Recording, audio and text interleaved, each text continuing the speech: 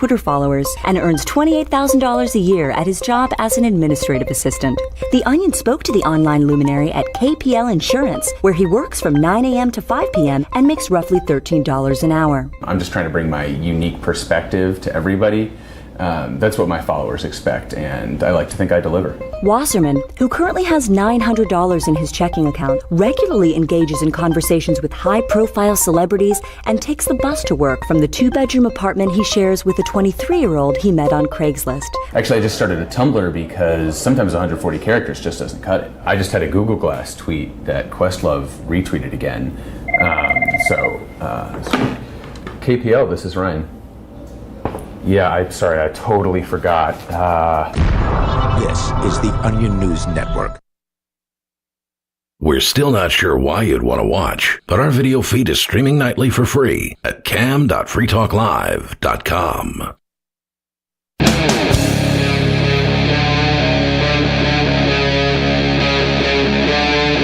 Free Talk Live.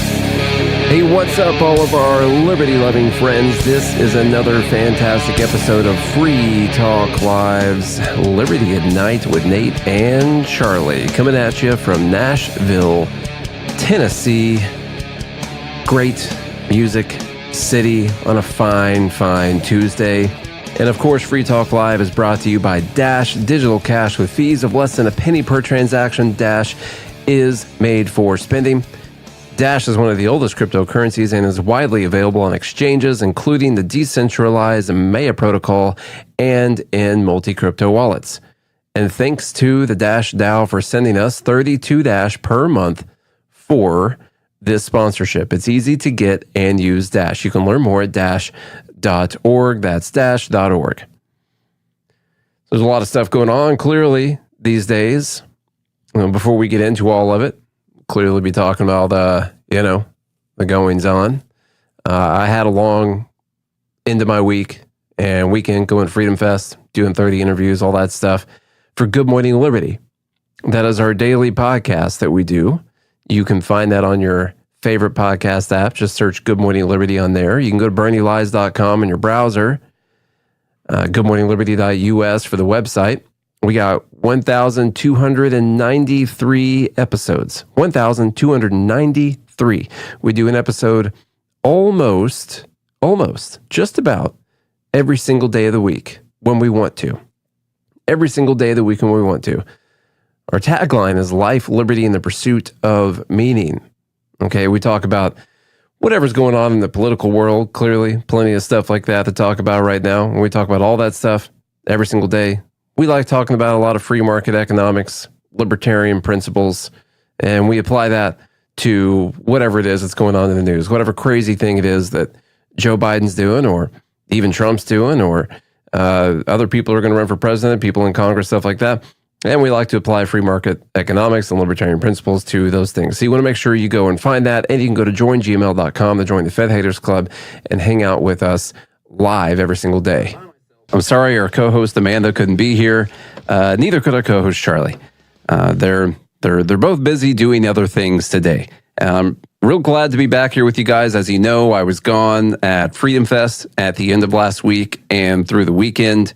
It was a crazy time. I did over 30 interviews, so that is a heck of a lot of talking. And I'm tired. Also been other stuff going on here, in the real world as well. So I am very tired. You'll have to slightly excuse the fact that there was about 45 minutes worth of preparation put in for today's episode.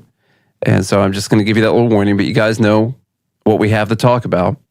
That's the attempted assassination of President Trump, former President Trump. I was at Freedom Fest when the news of that broke. Things were kind of winding down because it was on Saturday. And I heard someone running through the hallways saying that Trump was shot at a rally.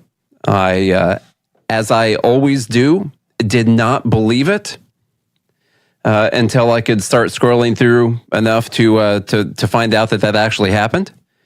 And so that was about 5 minutes before we had Spike Cohen on the show.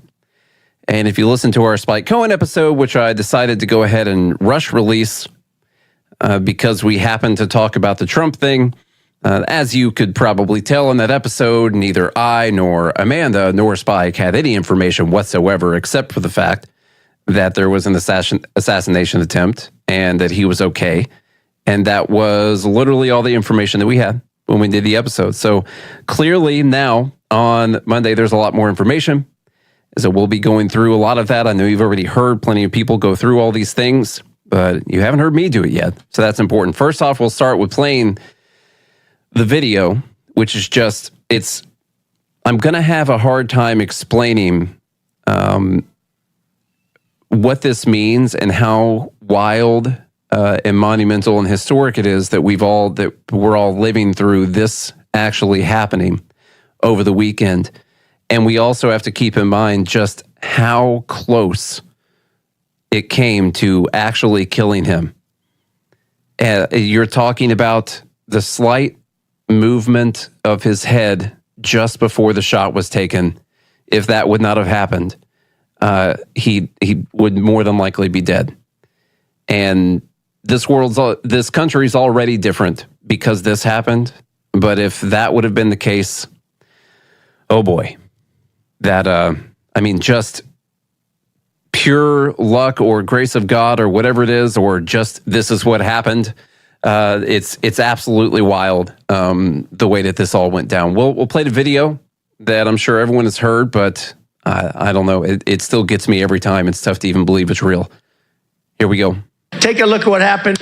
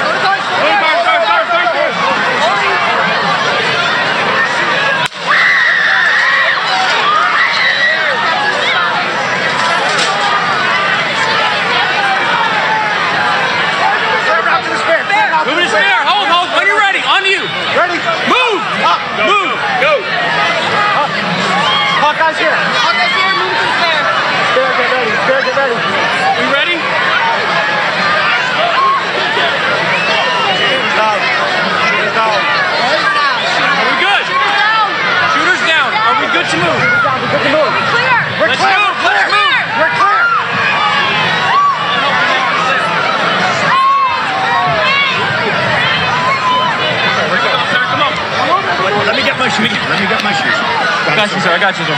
Let me get my shoes, sir. Hold that in your head. It's bloody. So we gotta move to the bus. Let me get my shoes. Okay. Watch out. Wait.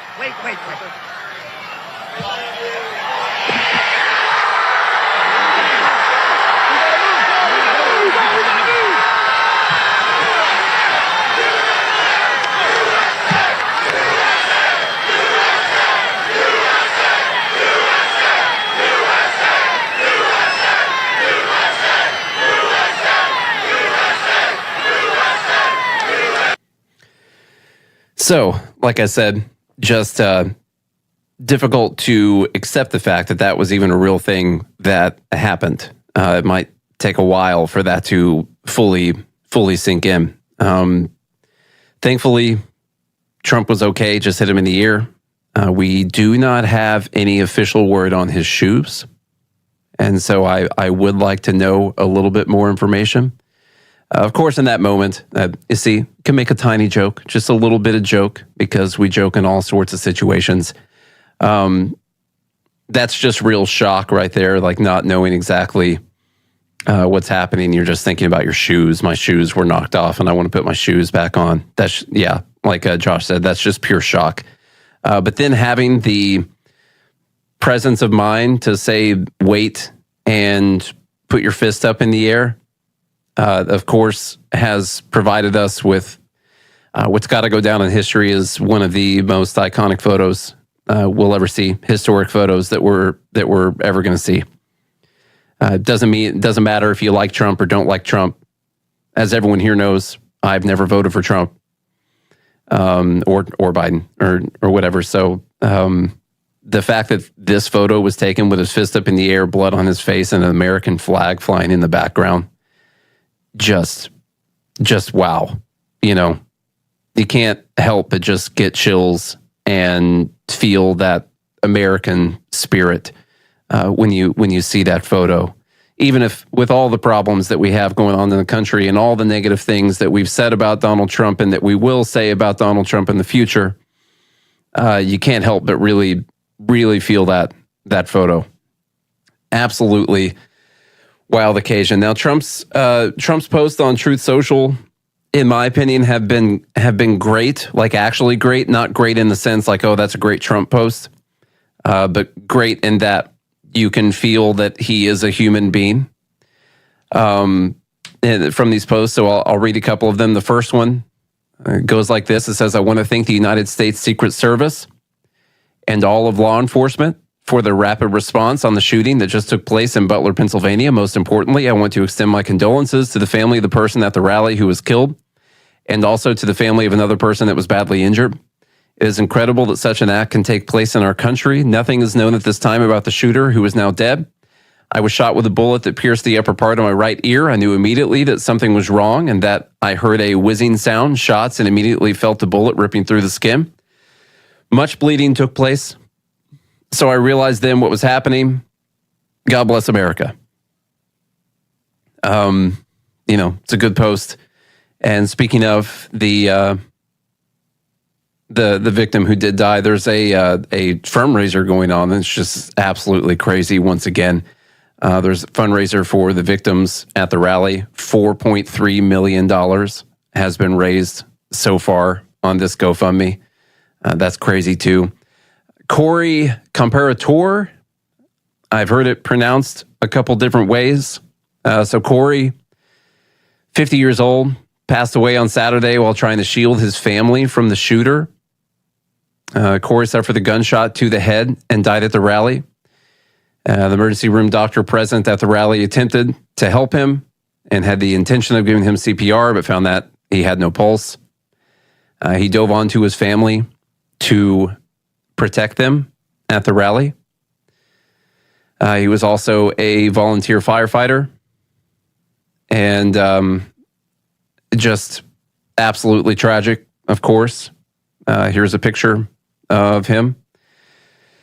And also a post from his daughter, which says, yesterday time stopped, and when it started again, my family and I started living a real-life nightmare. What was supposed to be an exciting day that we had all looked forward to, especially my dad, turned into the most traumatizing experience someone could imagine. She says, I know the media will cover this event, and I'm going to try my best to stay away from looking at everything, especially because I've already seen and lived through it in real time, but I want everyone to know what the media will not cover and will not say about him. He was the best dad a girl could ever ask for. My sister and I never needed for anything. You call, he would answer, and he would do whatever it is you needed.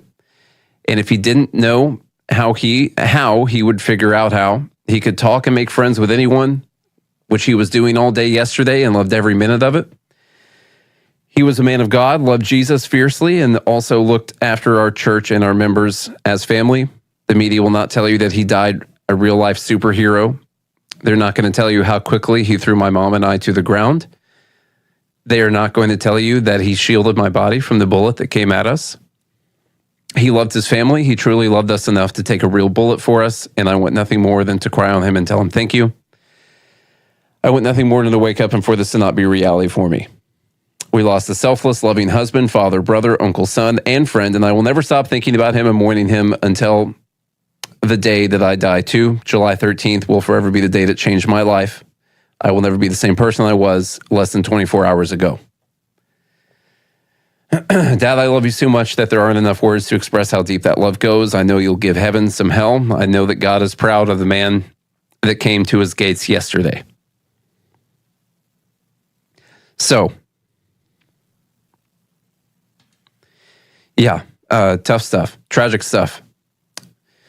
Trump says later on, thank you to everyone for your thoughts and prayers yesterday. After we go through some of these details, by the way, I'll be giving you more, of my opinions on the matter. But of course, just doing a little roundup and making sure that we mention all these things. And yes, I wanted to make sure that we read that entire post from Corey's daughter because that's super important.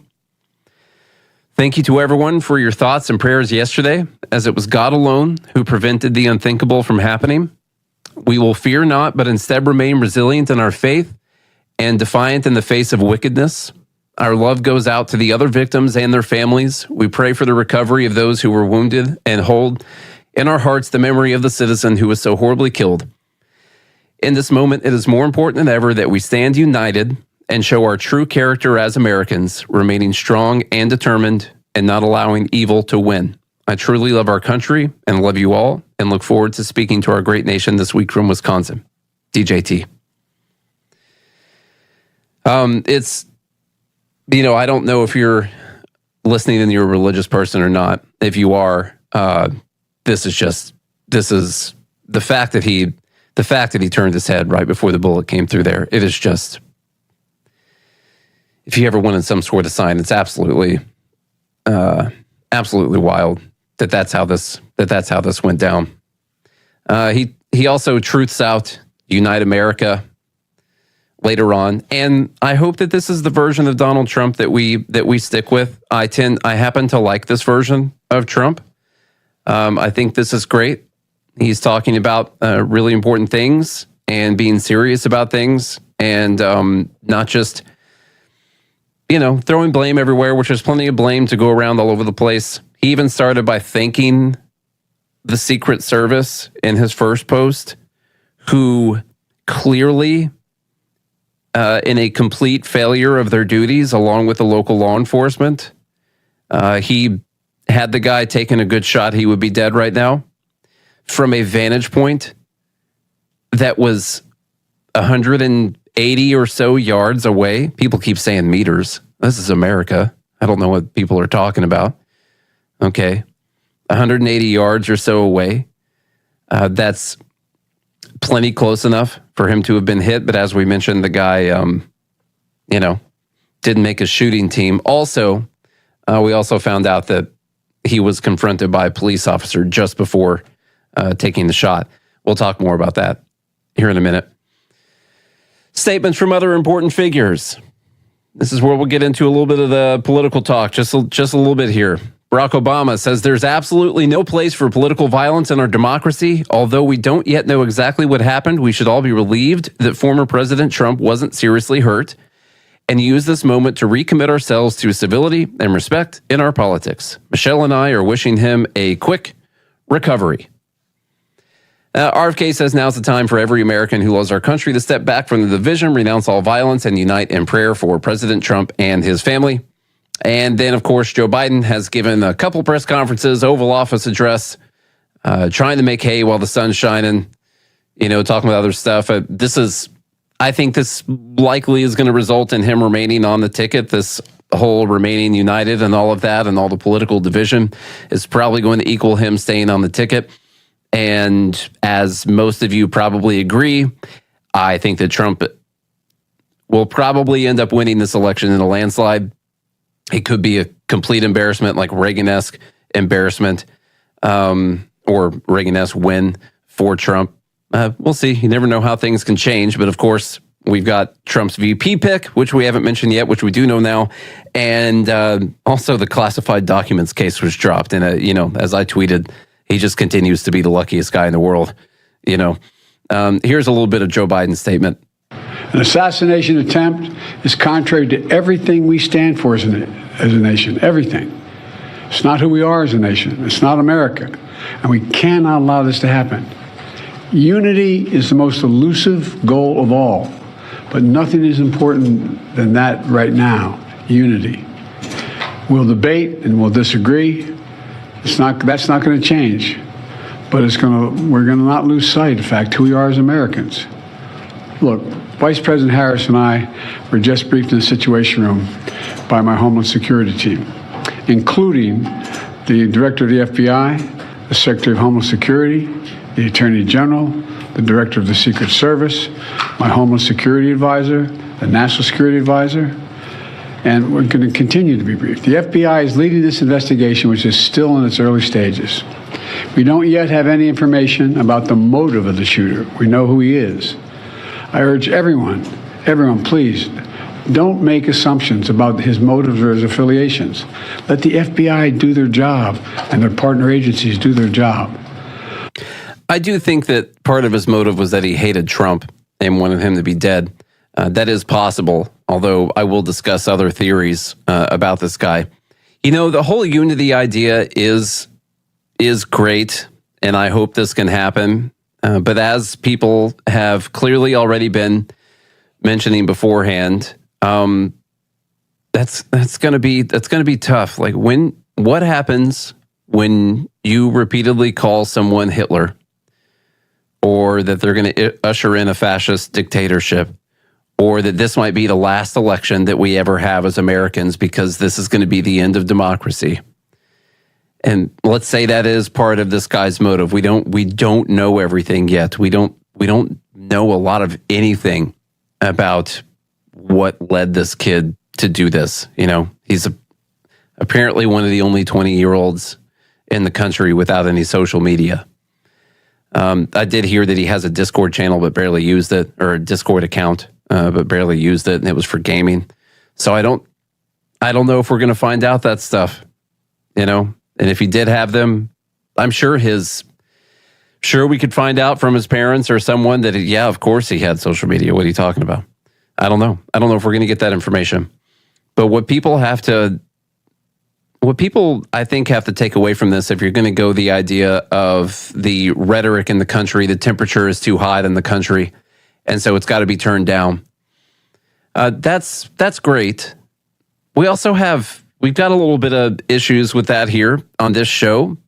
We throw out a lot of rhetoric about government in general and the tyranny of the government and how they murder people all around the world and how they essentially enslave you by taking your money.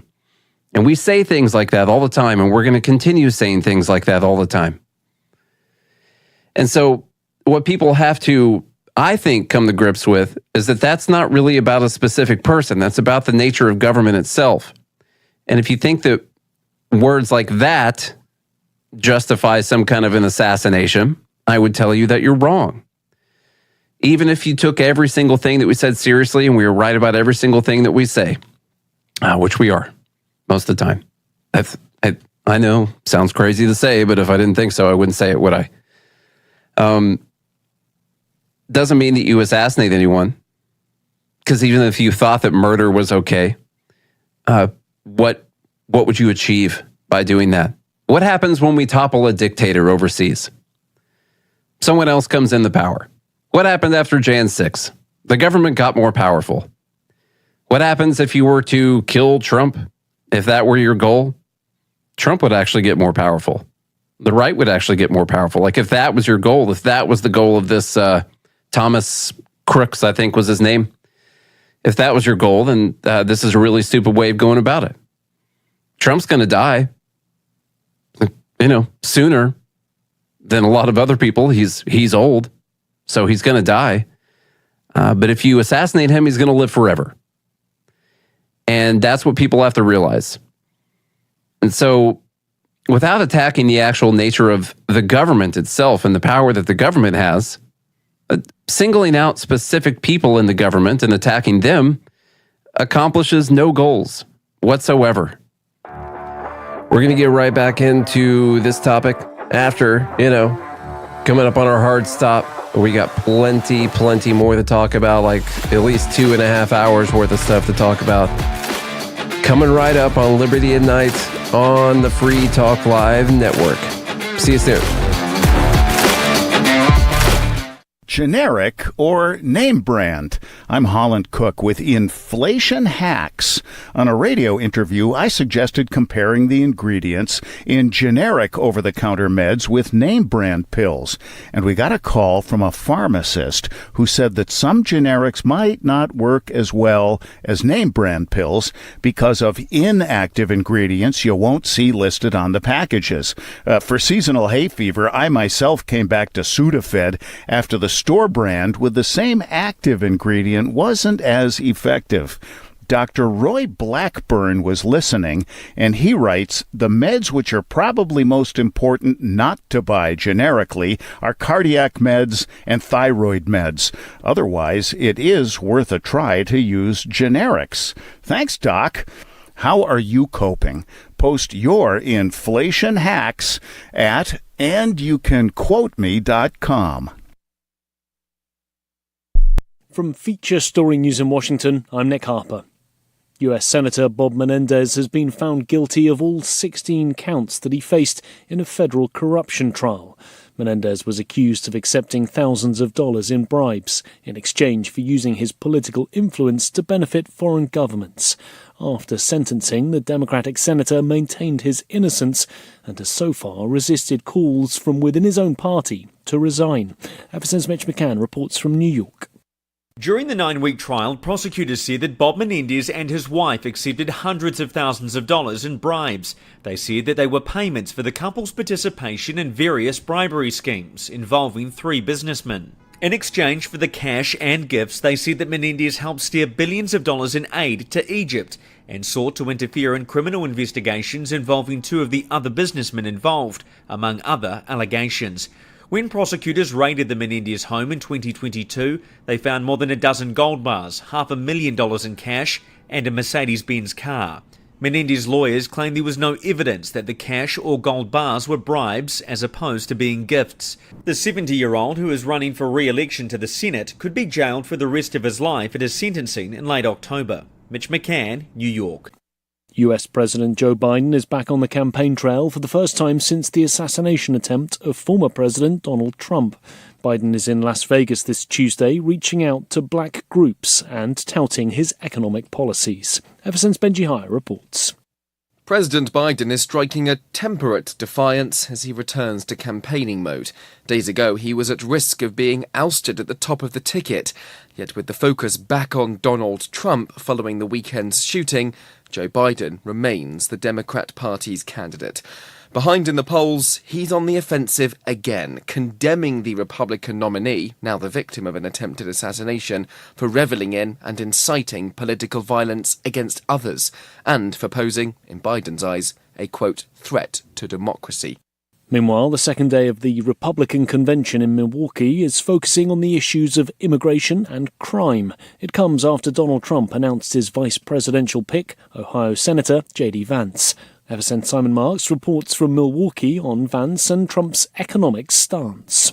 J.D. Vance is a firm supporter of tariffs, so he is entirely aligned with Donald Trump's policy of retaining very sizable tariffs on many Chinese goods coming into the United States. He and Donald Trump argue that is how you can defend the American worker. And in that sense, they are also expressing similar policies to those espoused by Donald Trump's rival this November, President Joe Biden. From Bureaus Worldwide, this is FSN. You can help spread the ideas of liberty with our Patreon for just $5 per month at amps.freetalklive.com.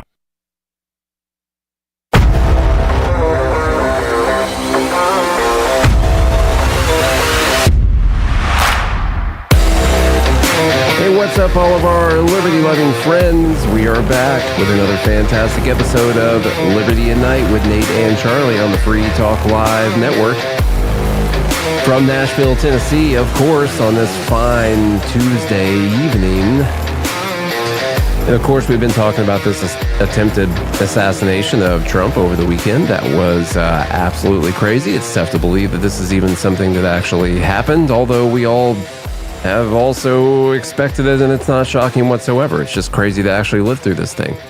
Before we took the break that we just did, we were talking about how assassinating some random person in the government, well, that would never be the answer, even if you believed all those terrible things, because it's the government itself and the power that they have, which is the problem. Someone else would just step in, you know? We don't condone that kind of violence anyway. We're libertarians, won't hurt people or take their stuff, all right? And so that's why it's important for us to attack and say these things about the government, about the power that they have. But it's rarely ever about a specific person. We talk about Biden a lot. I don't even think Biden's doing anything. Sure, we've had terrible policies that have happened. Did those even come from Biden himself as a person? I don't know. He's probably laying up in a hospital bed half the time. So it doesn't and what happens if you were to take him out? Nothing. Nothing happens, except for you get someone worse comes in behind him, and then you galvanize the left and you make everything worse afterwards. That's what happens in these situations. So even though we're going to continue saying a lot of stuff about how the government steals from you, enslaves you, murders people overseas, murders people even here in the U.S., removes your rights, does all these terrible things, it doesn't mean that you should ever go after any individuals in the government, because it's not just about those people. And unfortunately, what happened with Trump is that people decided that Trump was uniquely bad. They got this disease. I don't think they identified what virus it was, but the symptoms, the syndrome that you come down with is named by many of our medical professionals as Trump derangement syndrome. That's the disease that you get. Those are the symptoms that you live through, okay? So I don't know exactly what the virus is, but that's what a lot of people have. And they have somehow decided that Trump is uniquely bad. And I don't think that Trump is uniquely bad. And even if I did, I still don't want to go after him, because I don't believe that you should just have the right person in office, the right benevolent dictator in office, because the government itself should not have the powers that the government has. And when you talk about the violent rhetoric or the temperature being turned up a bunch, I think that that is a natural outgrowth of the amount of power that the government has. Anyone that gets in office, it becomes a life or death election for a certain amount of people because of the amount of things that they have their hands in. And that's what we actually need to change. You don't change it by swapping out a person, by taking out a person. That's just going to end up with something even worse afterwards. So I wanted to clarify that. But then you also can't be surprised if you go out there and you single out this one guy and he is uniquely bad. He is uniquely Hitler 2.0. He's going to destroy democracy. And then you come out and say, well, political violence is never acceptable. Dude, you just told me that if Trump wins, that he's going to be a dictator, that we're not going to have any more elections. He's going to institute Project 2025, Prima Nocta, and we're going to have Handmaid's Tale going on here in the United States. And this is what we're all going to be living through for the rest of our lives if Trump wins in November. If you actually believed that, because what they would say is, well, political violence is always bad. We got to win the ballot box. Okay, well, what happens if you lose and you never get to have an election again? That's it. No more elections. Forever. It's done after that. Well, you don't get to go to the ballot box and solve the problem again next time, do you? Everyone's acting like, oh, of course, it's just the ballot box, or battle box, as Biden called it in his Oval Office address last night. You got to go to the battle box, okay? It's like a cross between the ballot box and BattleBots, which is a really cool show, and I watch anytime it's on. Recommend everyone go watch that show. I know that has nothing to do with what we're talking about right now, but fun show, good stuff. You can't say, oh, political violence is always bad. We got to win at the ballot box.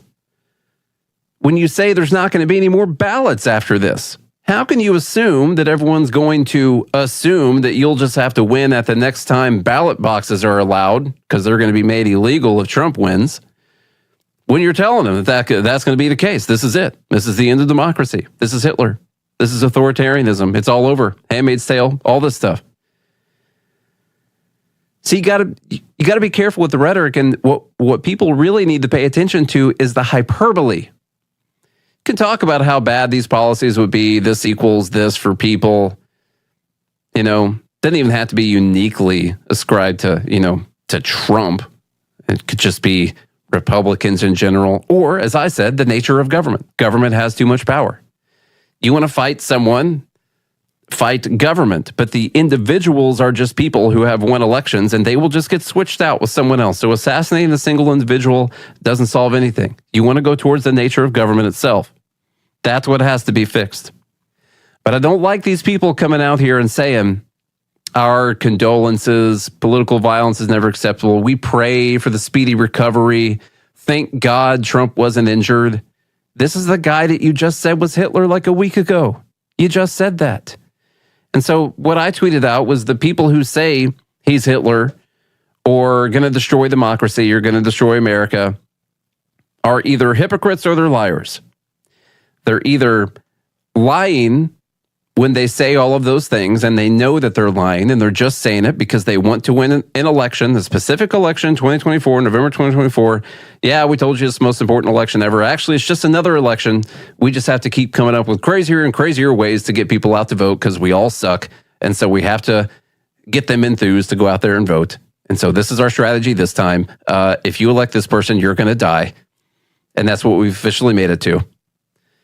Or they're hypocrites and they do believe all those things, but they're just going to come out and say, thank God he wasn't killed.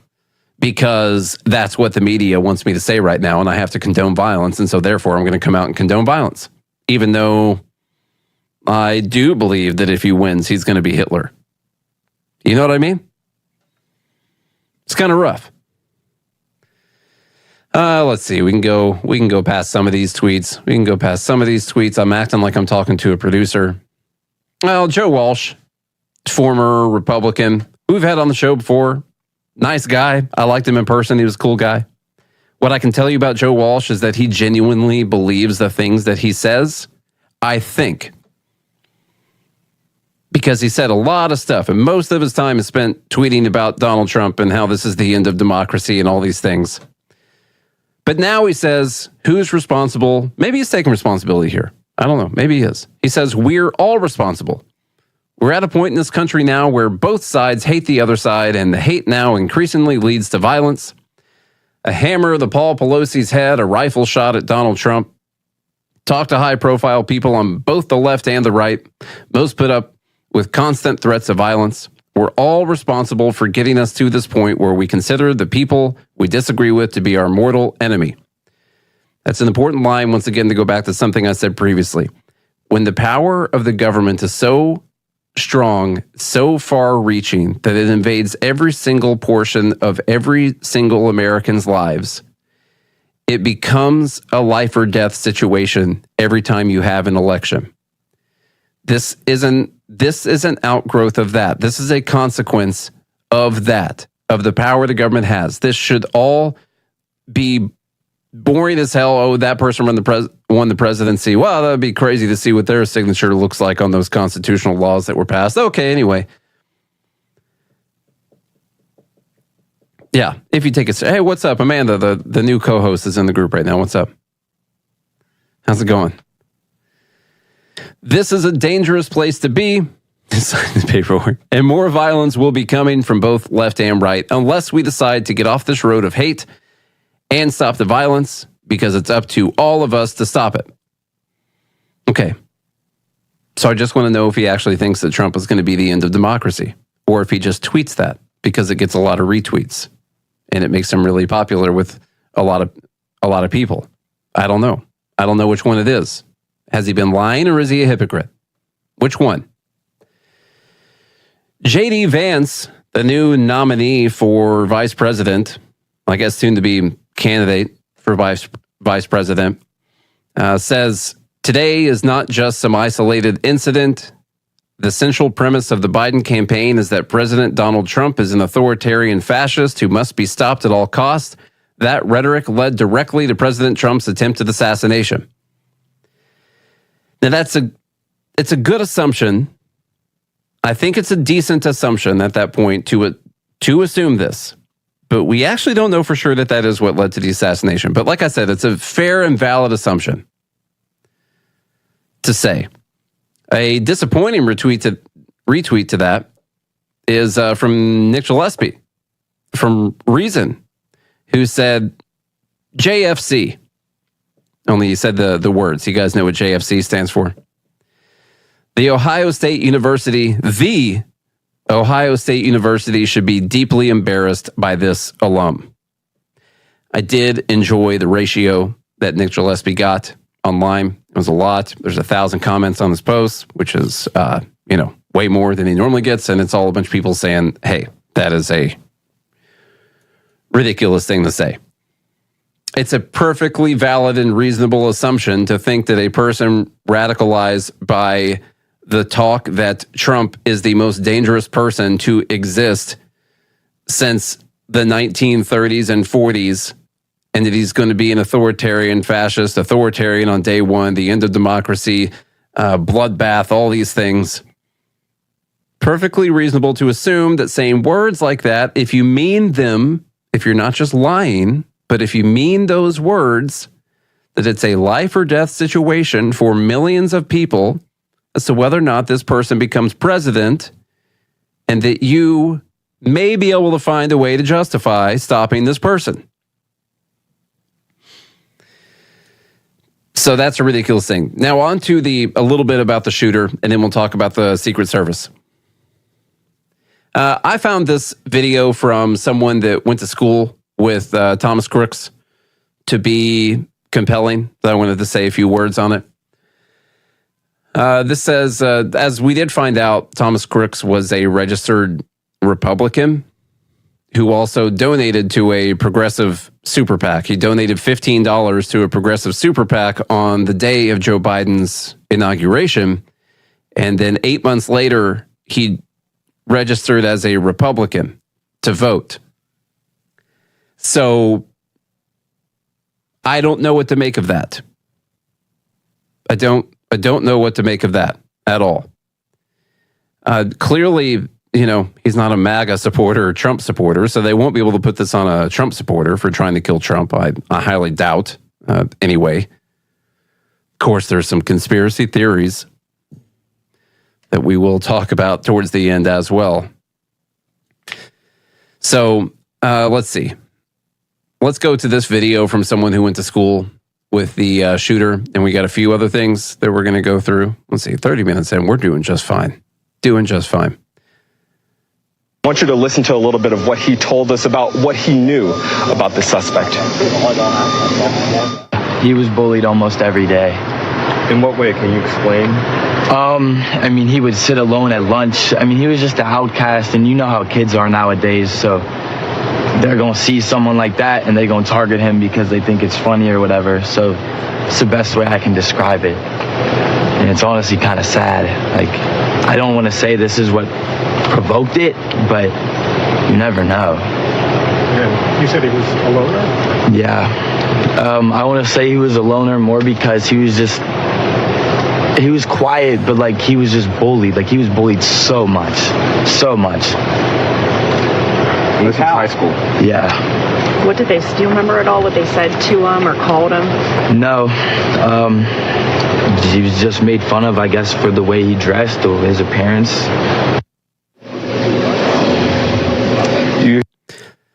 So I found that video to be compelling because of the tone of the guy's voice that was talking. I don't know anything about the guy that was talking, so it's pure speculation on my part. He came off as one of the guys who maybe was involved in some bullying or saying mean things at some point in time.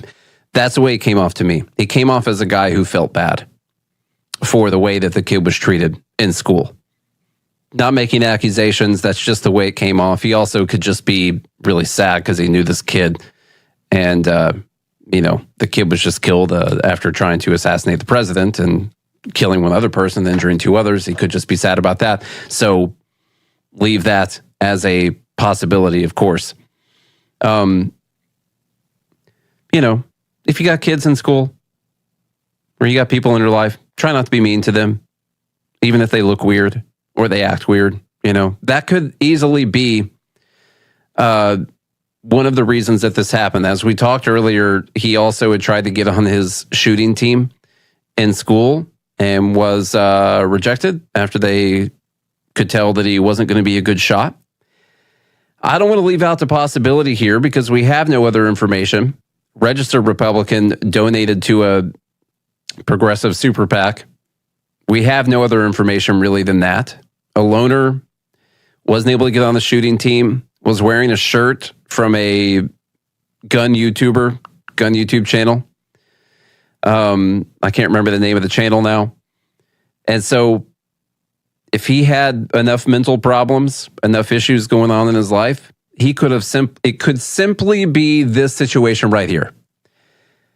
I've been picked on and bullied my entire life. Tried to join the shooting team. I'm still obsessed with guns. I have a shirt from a YouTube channel that's all about shooting. So I'm obsessed with shooting. or at least very interested with shooting. Those a-holes didn't let me on the shooting team, and everyone was so mean to me throughout my life. I have no friends. And so there's a former president coming to town. Hey, I'm going to take my dad's rifle and I'm going to kill the president from 180 yards away. And all those a-holes at my school are going to know that they shouldn't have messed with me. And my coach, who wouldn't let me on that shooting team, is going to know that I was good enough to pick off the president from, a moderate distance with an AR-15. Guess it depends on what kind of sights he had on that thing. I don't know. So it could easily be that. It could. It seems unlikely, of course, but there are a lot of people with a lot of problems in their lives. But that could be the whole story here. Maybe it had nothing to do with the fact that it was even Trump. Maybe if Biden would have came there that weekend, it would have been Biden. Because this was, I think, like 15 miles away from where the kid lived. Is where this happened, something like that. So I want everyone to keep that in mind, which is one of the reasons I haven't been super engaged on X over the last couple days, because as you guys like to know, we do this super annoying thing where we like to have all the information before we tweet out about a situation. One of those things. And doesn't make for viral tweets, I'll tell you that. Does not make for viral tweets. But that could be the case. Let's see, what was the next thing in my list right here? This is just another crazy circumstance that happened. And then we're going to watch the video again. There's this great video going around that's got all of the cell phone videos time synced to it. And you have to trust that the time sync is accurate. I get that. But there were people yelling that there was someone on the roof with a gun. There were people noticing that he was on the roof, laying down on the roof, up to 2 minutes before the shot actually happened. And so that will obviously lead us into talking about the Secret Service a little bit. This other crazy thing that happened was that a police officer did try to go up the, I'm assuming, ladder that led to the roof of the building. The gunman, Crooks, turned his gun around, pointed at the police officer. So the police officer immediately retreated back down the ladder. And that is right before he turned his gun back around and got off the shot that hit Trump in the ear. So that might be the only reason that Trump didn't die, because he wasn't able to he wasn't able to just sit there and get the shot off. He had to turn around, point his gun to the police officer. Police officer went back down the ladder. Then he immediately went back around, got Trump back in his sights, and then got the shots off. That could literally be why Trump's alive right now. Like I said, it's absolutely unbelievable to think about the fact that had Trump not turned his head like he did right before the shot happened, he would probably be dead. And we'd be living in an even more different world than we're living in right now. So that's a crazy thing. Let's watch this video, and we'll get into a little bit of Secret Service stuff. We'll watch I thought this was interesting. It's almost 4 minutes long, but it's got several different cell phone videos, all allegedly time synced together. And so that'll help us kind of dive into the Secret Service completely failing at their duty, which is to protect the person that they're protecting. That's just a fact of the matter. There's not supposed to be a person who gets several shots off and kills people at the event. That's like their job. And so that's a failure, clearly, on their part. No offense to the guys that bought shirts from a merch store. Let's watch this time sync video. He was doing his job. I wouldn't even be doing this. It's a beautiful place with the gorgeous ocean. Look, they're all pointing. The Atlantic, maybe the Pacific. Yeah, someone's on top of the roof. Look. There he is right there. Right there, see him? He's laying down. See him? Yeah, he's laying down. And still I'm here with you fighting like hell to get us sentenced. What's happening? And to make sure we take back the White House, because if we do, we're going to make America better than ever before. We're going to make it. Yeah, look. And it's There he is. easy because we have millions and millions of people in our country that shouldn't be here. Dangerous people, criminals. We have criminals. We have drug dealers. We have people that should not be here. And it's much tougher than it happened. Ever. In recording. So we're still at the 53-second mark right now. And by the way, I was just thinking this is not allegedly time synced because you can hear Trump speaking in the background of the cell phone videos. So they've linked it up with Trump's speech. That's how they've time synced these videos. That makes more sense now. So that part's not really in question anymore. We're at 53 seconds right now from the point in time that people started noticing someone laying on the roof. In history, we're the best border. In fact, if they could ever put up a chart, I don't know if they can do it. Do you guys have access to that chart that I love so much? You don't mind if I go off teleprompter, do you? Because these teleprompters are so damn boring, I try and explain that. Oh, there's it. Wow. You guys are doing it. They're getting better with time. My guys, take a look at that chart. Take a look at the arrow on the bottom. See the big red arrow, right? So that's when I left office. That was the lowest point, and that comes right from the government services, comes right out of Border Patrol. Take a look at that. So that arrow is the lowest amount of illegal immigration ever in recorded history into our country. And then the worst president in the history of our country took over. And look what happened to our country. Probably 20 million people. And you know, that's a little bit over that chart. That chart's a couple of months old. And if you want to really see something that says,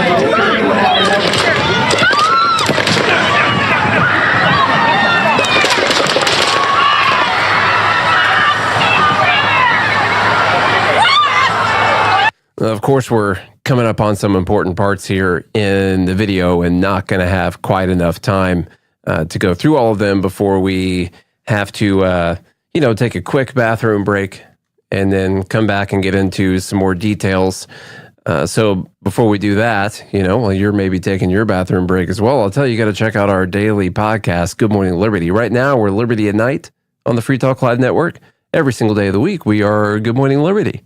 Good Morning Liberty. So you want to go check out Good Morning Liberty on your favorite podcast app, go to BernieLies.com in your browser, or go to joingml.com so you can join the Fed Haters Club and hang out with us every single day of the week.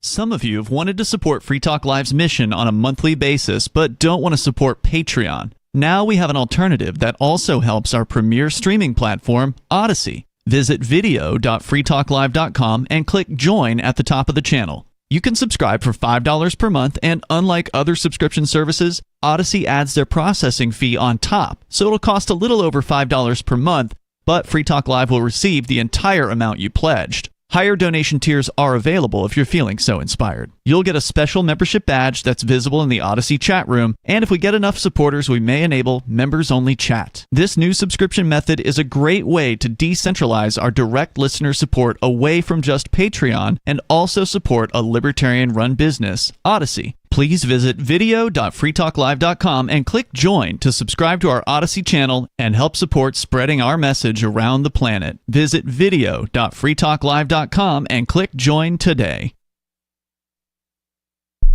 My name is Jacob Hornberger. I'm president of the Future of Freedom Foundation, which Congressman Ron Paul awarded for having an outstanding freedom website. Write us at fff@fff.org, and we'll send you a free 3-month subscription to our monthly journal of libertarian essays and our booklet, Economic Liberty in the Constitution, which George Mason University economics professor Walter Williams praised in a recent column. That's fff@fff.org.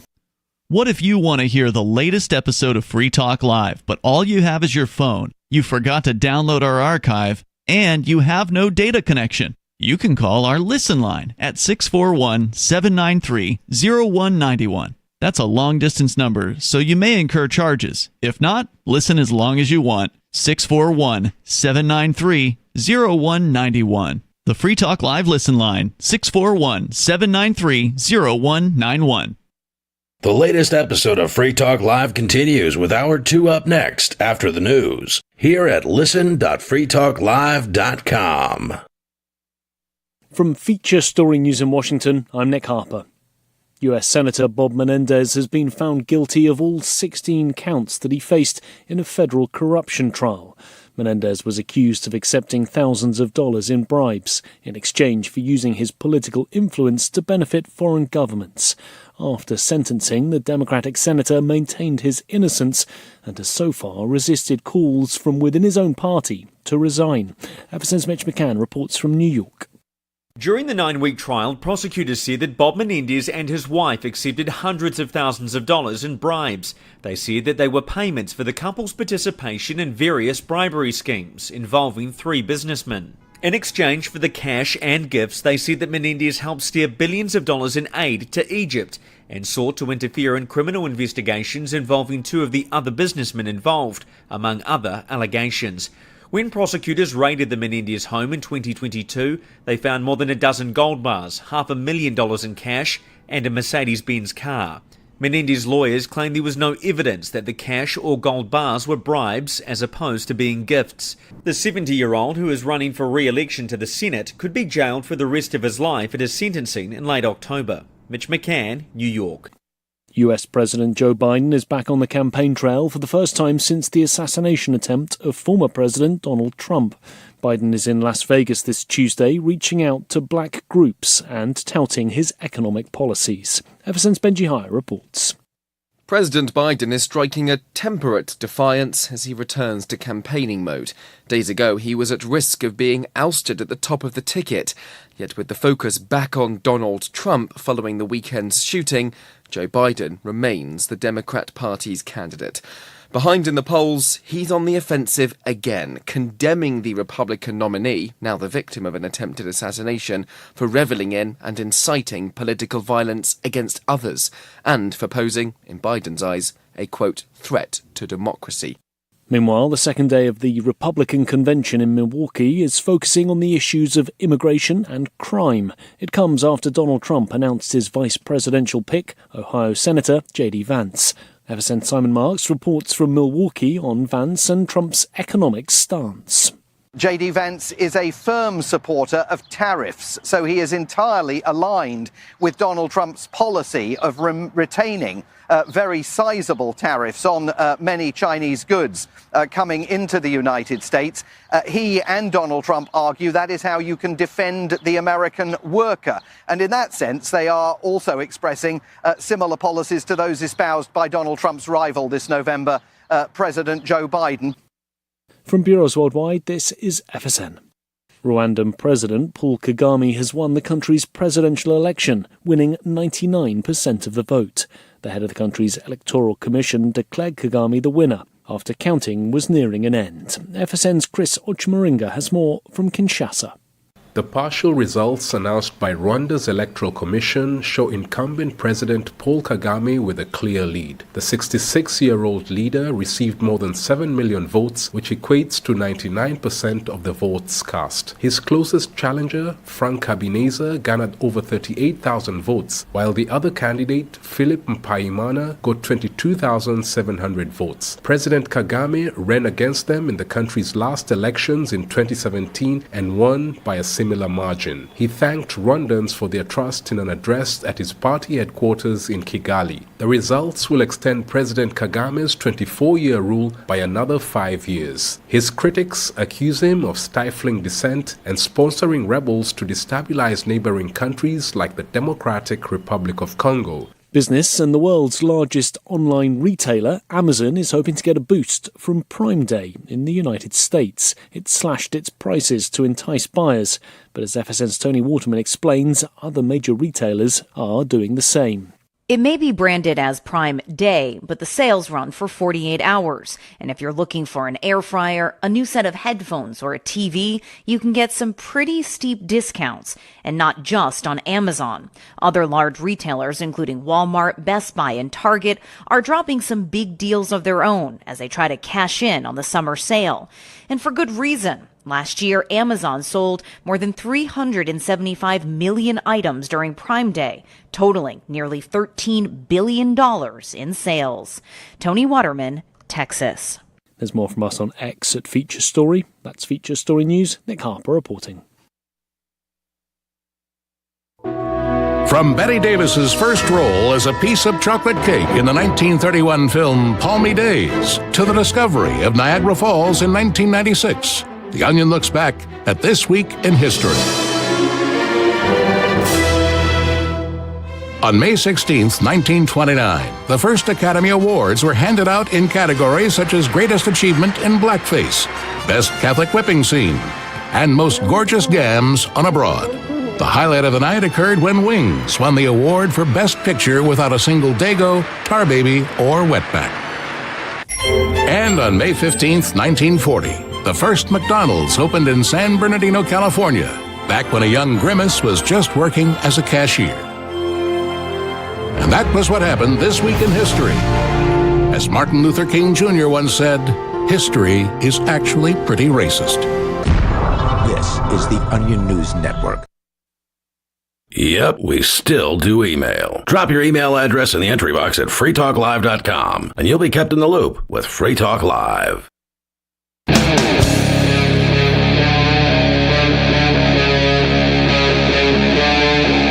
Talk Live. What's up, all of our liberty-loving friends? It's another fantastic episode of Free Talk Live's Liberty at Night with Nate and Charlie. Coming at you from Nashville, Tennessee. And as always, we got to tell you that Free Talk Live is brought to you by Dash Digital Cash. With fees of less than a penny per transaction, Dash is made for spending. Dash is also one of the oldest cryptocurrencies, and they are widely available on exchanges, including the decentralized Maya protocol and in multi-crypto wallets.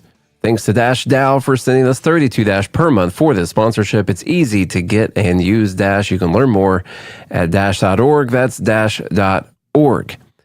We're going to get back in, continue our coverage of this video that we were going through that showed all the different time-synced angles of the attempted assassination of Trump.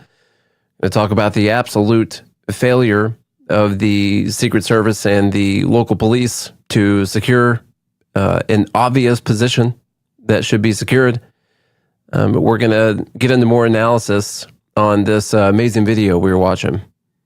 This is a little over 2 minutes now. It happens at about 2 minutes from the time this video starts. It wasn't immediately that they were alerting police, but it did kind of show police walking around the building around that time. And so that's probably when that officer that we just talked about started going up the ladder onto the roof. I think the issue, well, we'll get into a little bit of the issue, but there's an issue here of lack of communication, because let's say that there was a local police officer that engaged this shooter, which that is the report. From what I heard, they had to kind of supplement the Secret Service a little bit because there weren't enough resources. This is a lack of communication. The officer should have been able to immediately communicate to the Secret Service that there was a guy on the roof. And in fact, they were already looking at the guy on the roof through their scopes from the vantage point of the people who took out the shooter. We've seen that. Now, let's finish this video real quick because it's pretty crazy. I'll back it up a little bit. Ever in recorded history into our country. And then the worst president in the history of our country took over. And look what happened to our country. Probably 20 million people. And you know, that's a little bit over that chart. That chart's a couple of months old. And if you want to really see something, you say,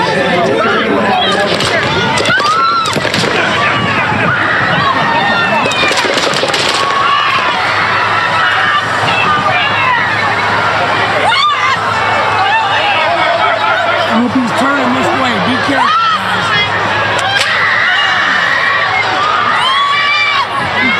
What are you doing? We got breaking news.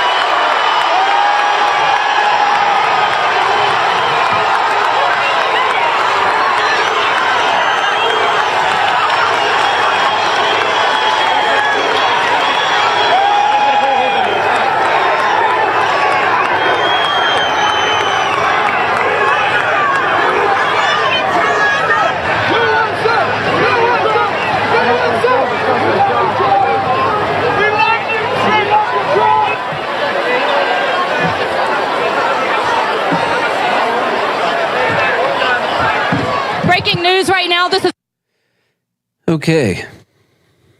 Lord, I'm sorry. By now, I should have accepted that this is a real thing that happened. It's just, I think I'm having a tough time, realizing just how big it is. Plus, it's been a really long, few days. So I am very tired. Amanda here, co-host of Good Morning Liberty, said that there might have been communication. We know the Secret Service sniper kind of got the guy in his sights just beforehand. And that could have been from a tip from one of the local officers. So yeah, and I'm sure that they had some kind of communication. I'm sure they did. So maybe it's not the communication that's the biggest issue here. The absolute biggest issue, in my opinion, is that how the heck? Now this is a satire, like funny, sarcastic post. How the heck did they not secure the top of these buildings? Personal story here real quick. I saw Trump speak at the LP convention. And when I was talking to my wife beforehand, she was like, I don't really feel good about this. And I was like, why not? She's like, well, because so many people hate Trump. Sometimes something's going to happen. He goes out speaking all the time.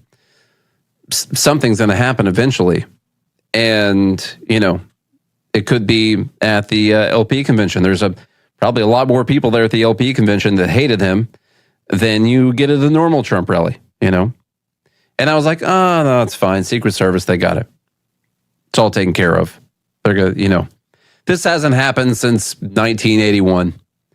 They've got this all locked down. But the idea that they left these buildings unsecured with a clear rooftop with a line of sight to the stage, that those were unsecured, is one of the most asinine things I've ever seen from a group of people whose job this is supposed to be. And remember, this guy didn't have like a sniper rifle or anything. He had an AR-15.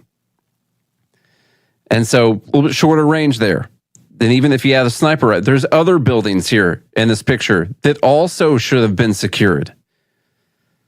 Not just this one, this closest building to the stage, that one, sure.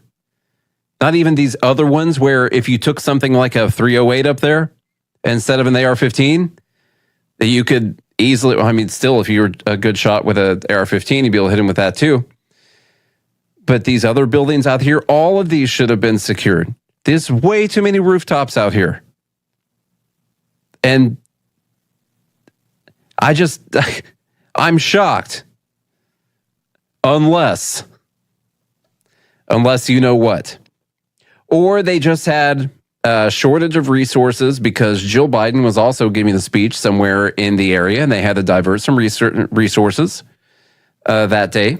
Didn't have their full manpower and lady power. We saw that was super useful as well. They didn't have their full power there. And so they did the best they could do with these rooftops out here. I don't know. And for all we know, they mentioned to Trump. They said, hey, we don't have enough guys out here. We can't secure these rooftops. And Trump was like, that's fine. We're doing it anyway. These are my people. I'm not worried about it. That could have happened too. That could have been a conversation, This post, which was funny, it said, before blaming the Secret Service for a security failure, you need to realize that the building where the shooter was located was outside of the Pac-Man security bubble. There was nothing the USSS could do to stop the shooter. USSS Director Cheadle made it clear it wasn't her fault. So yeah, when you look at the security perimeter, which I don't know if that's the actual bubble that they're in, but somehow this building that was 180 yards away, whatever the official number is, not secured, guys. That's not good. Clearly, that's a terrible idea. Let me tell you what. And it has led to some people to come up with some great theories on what could potentially be going on here. So, yeah, my brother's in the group, said 180 yards, child's play. Drew, what do you think? Personal conversation here between myself and my brother right now, me and my brother right now. How far away would you say that stuff on the other side of the pond was that time we were shooting the M1 Garand and the other like World War II rifles that you had?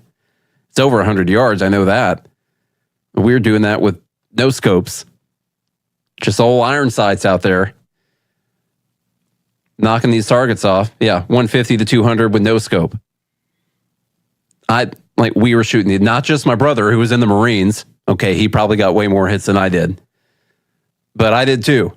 We were ripping up these targets on the other side of the pond, which were vacuums, by the way, if you wanted to know.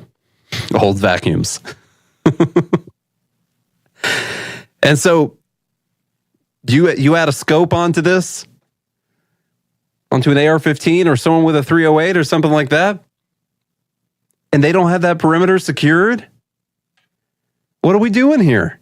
And so, of course, that's led to some theories on the whole thing. Maybe this was the plan all along.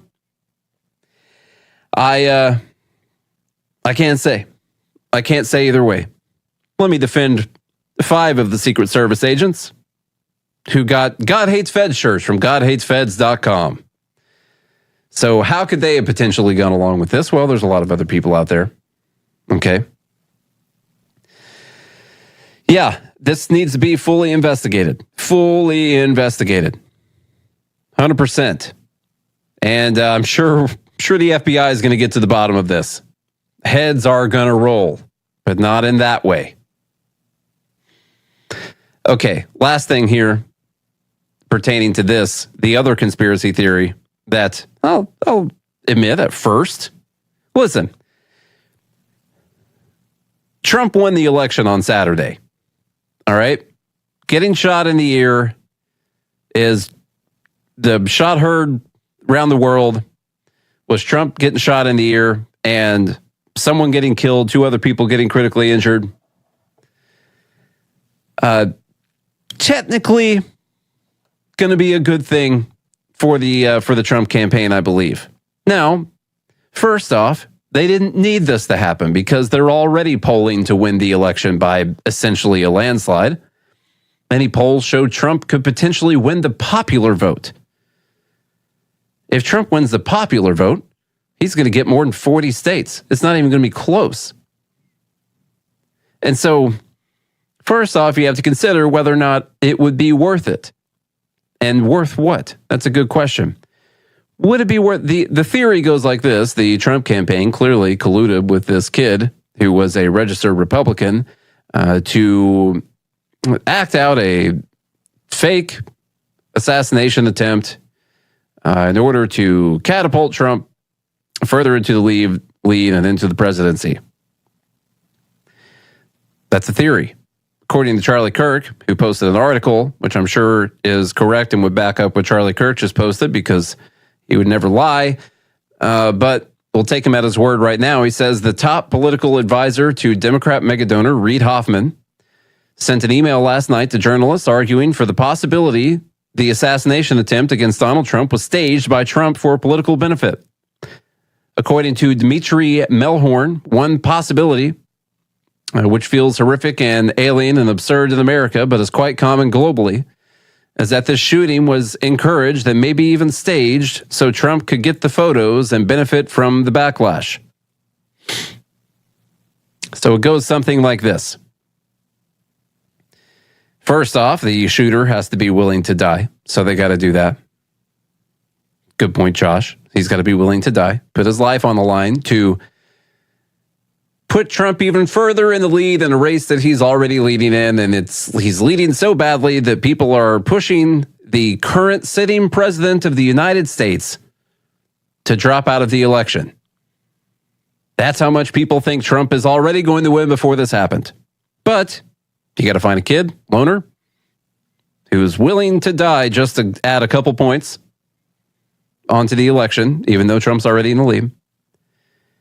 And this kid has to be an expert marksman. I'm talking one of the best marksmen you've ever seen in your entire life.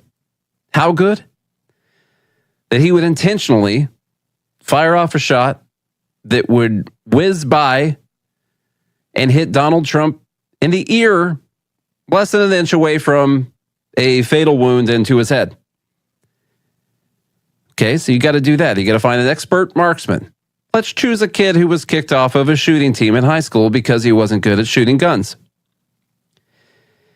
And then you also have to choreograph this whole thing because Trump is moving around wildly during this time, waving his hands around, probably beating on the podium, doing stuff like that. Could turn his head at any moment. And so what you'd have to do is beforehand, you got to choreograph this whole thing. Practice it, plan it, time it out. Each movement of the head has to be perfectly timed and executed so that the shooter knows to shoot you in the ear the moment it becomes visible because you just turned your head to that direction. All while, of course, he's fighting off these lowly and ignorant local police officers who were not aware of the plan in the first place, like the Secret Service was. And then he fires off that shot, hits someone in the ear. They fire off a few more just for good measure, kills some people in the audience too. Also, you can get ahead in the election that you're already ahead in. It's a theory. I'm not saying it's not a theory, but that is a ridiculous theory, folks. That is absolutely a ridiculous theory. All those things have to be true. All the things that I just said have to be true for that theory to get worked out, for that to actually be real life. I'm not one for writing off conspiracy theories, but I don't think Trump would go along with a terrible marksman who didn't get on his high school shooting team, shooting him within an inch of taking his life perfectly during a rally where you're moving around more than several inches at a time, and he's just going to clip you in the ear, not the head, we promise. You good with that, Trump? Yeah, we're good with that. Of course, maybe they didn't tell him, and it was worth the risk for the people who apparently their livelihoods depend on Trump getting the election. But I guess it's worth the risk for them. I'm not sure. You decide. I'm not here to tell you what is and what isn't. I'm just, that's not. It isn't. Isn't is the answer. Fake blood and blanks. That's a good one. There you go. They poked a hole in his ear with a hole puncher probably when he got in the van. But when he grabbed it, he had one of those packs of blood that he actually smashed that pack of blood, capsule, like a blood capsule for Halloween, up against his ear. And but they used real bullets for the other people in the crowd, or maybe they were just actors. I don't know. Some of you people on the left, you tell me. Maybe those were hired actors at the event. Not sure.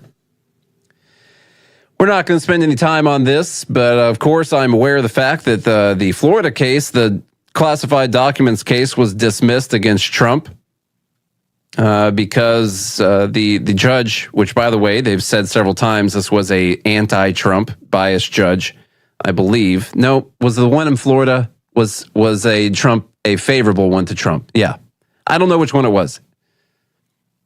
I can't remember now. Strike that from the record. Don't pay attention to that at all. Okay. I think it might be the favorable one. The one in Florida was favorable.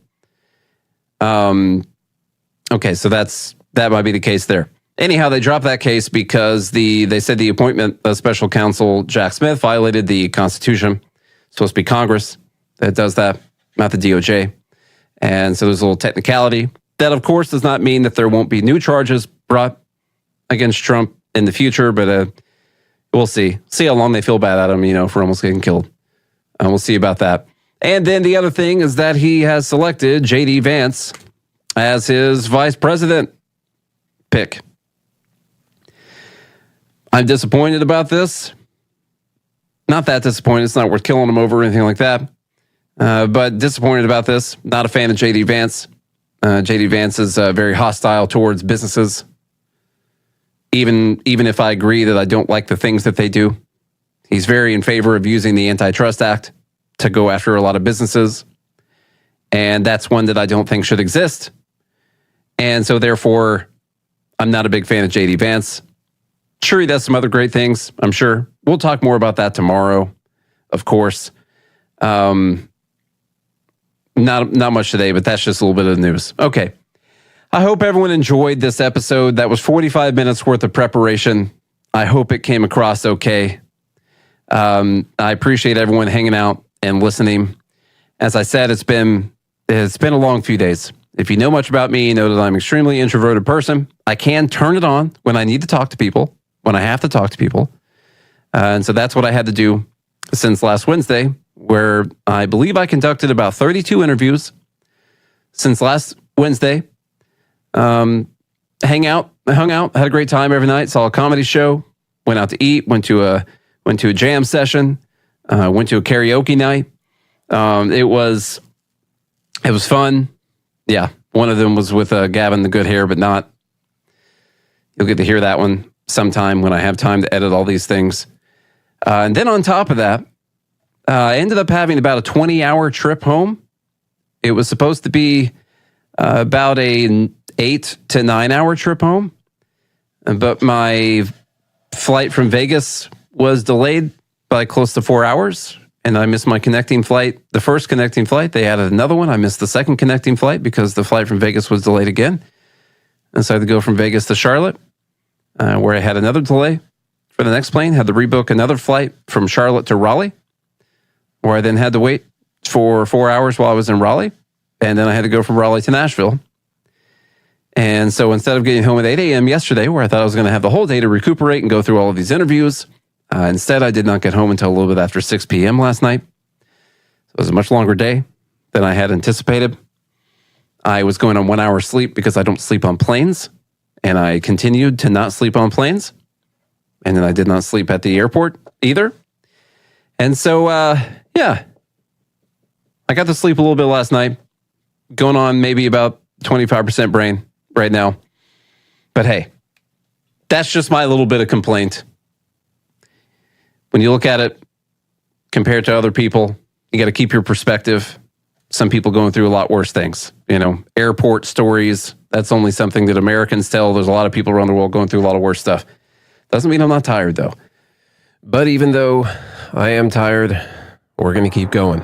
We still got a lot more segments to do. Going to have Charlie on here with us, next co-host of Good Morning Liberty and Liberty at Night on the Free Talk Live Network. Get his thoughts on the matter. He wasn't here for the first bit of talking here, but I want to get his opinion coming up next. This hour of Free Talk Live is brought to you by Dash Digital Cash. Dash is the cryptocurrency designed to be used for spending. Tired of the ever-inflating US dollar? You can live your life on Dash instead with some handy websites.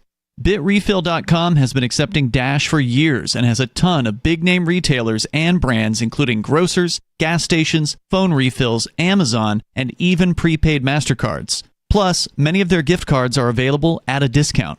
But what about paying your bills? Spritz.finance can do that, and they can send dollars to your bank account in case you still need those for some reason. Dash is one of the oldest cryptocurrencies and is widely available on exchanges, including the decentralized Maya protocol, and in multi-crypto wallets. It's easy to get and use Dash. Start by learning more at Dash.org. Thanks to the Dash DAO for sending us 32 Dash per month to promote Dash on the air.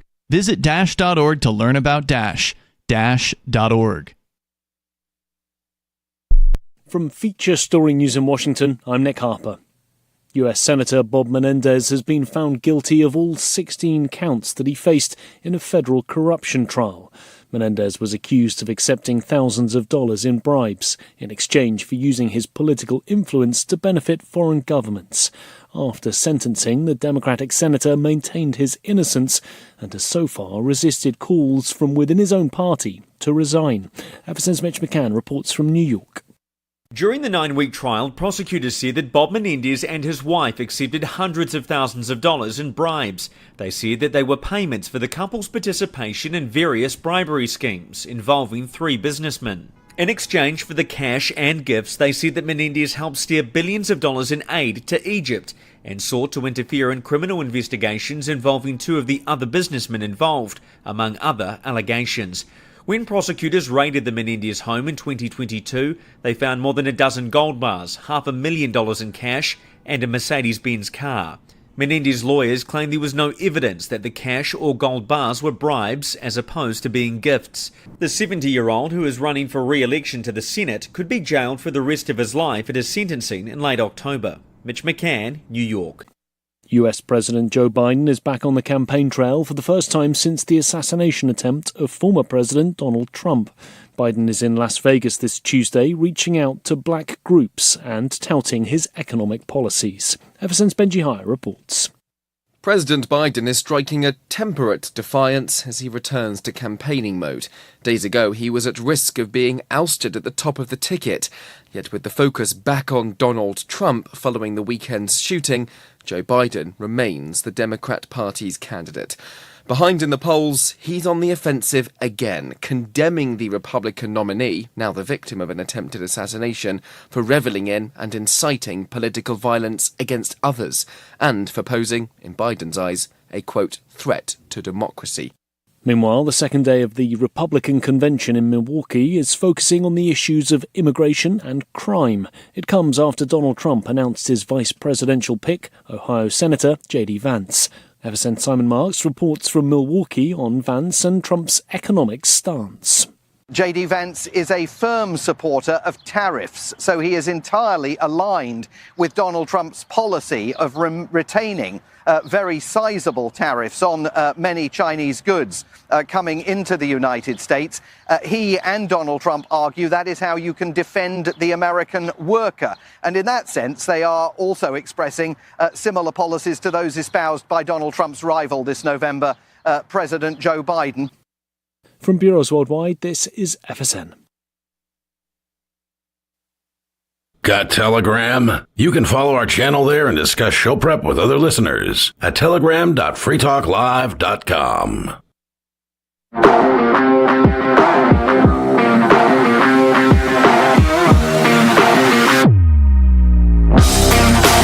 All right, liberty-loving friends, we are back with another segment here from Liberty at Night on the Free Talk Live network. It's myself and Charlie. You might have heard our interview that we posted on Good Morning Liberty's podcast channel already, and I think we're actually going to use that as the last segment today because it was a great interview with Spike Cohen, and I had Amanda Griffiths on as the co-host of that show. We joked around, saying that she was going to be the new co-host.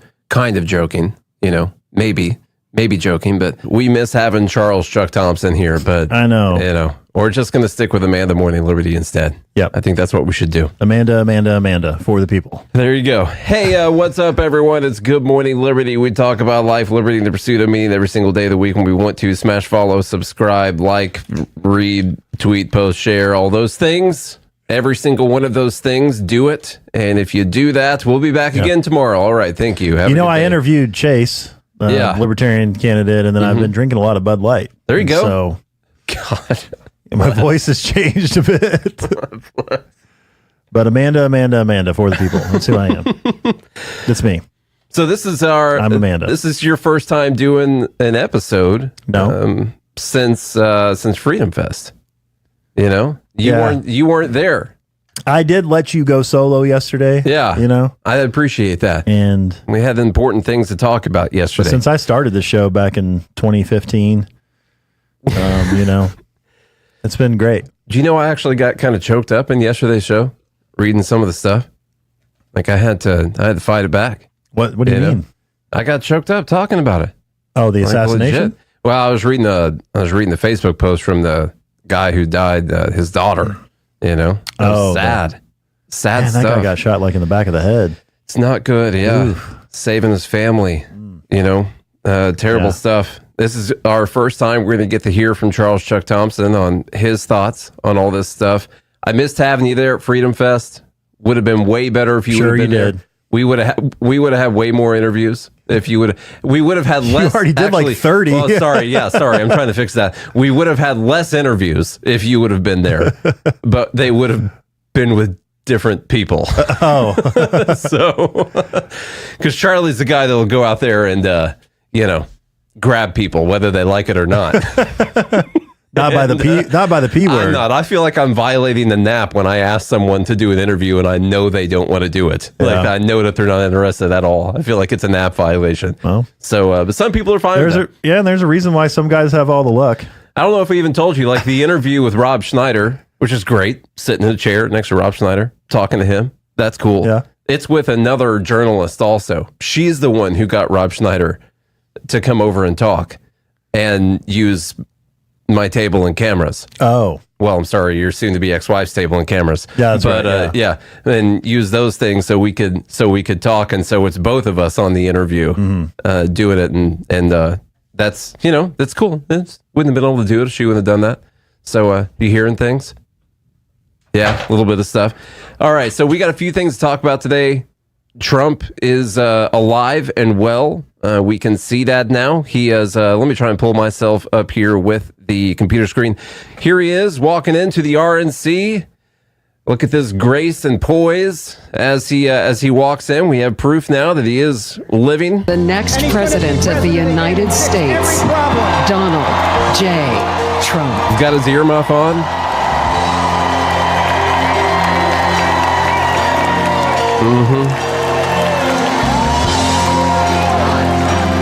I got to tell you, I don't know if you guys heard this. The song is way better recorded,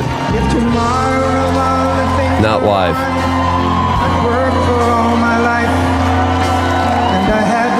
I'll agree, though. He looks a little bit choked up. He kind of looks like he could cry. Lucky stars to be living here today, because the flag still stands for freedom, and they can't take that away. He's proud to be an American. He knows he's free. He will not forget. He's gonna what? And defend her still today, 'cause there ain't no doubt I love this land. Sing it. God bless the USA.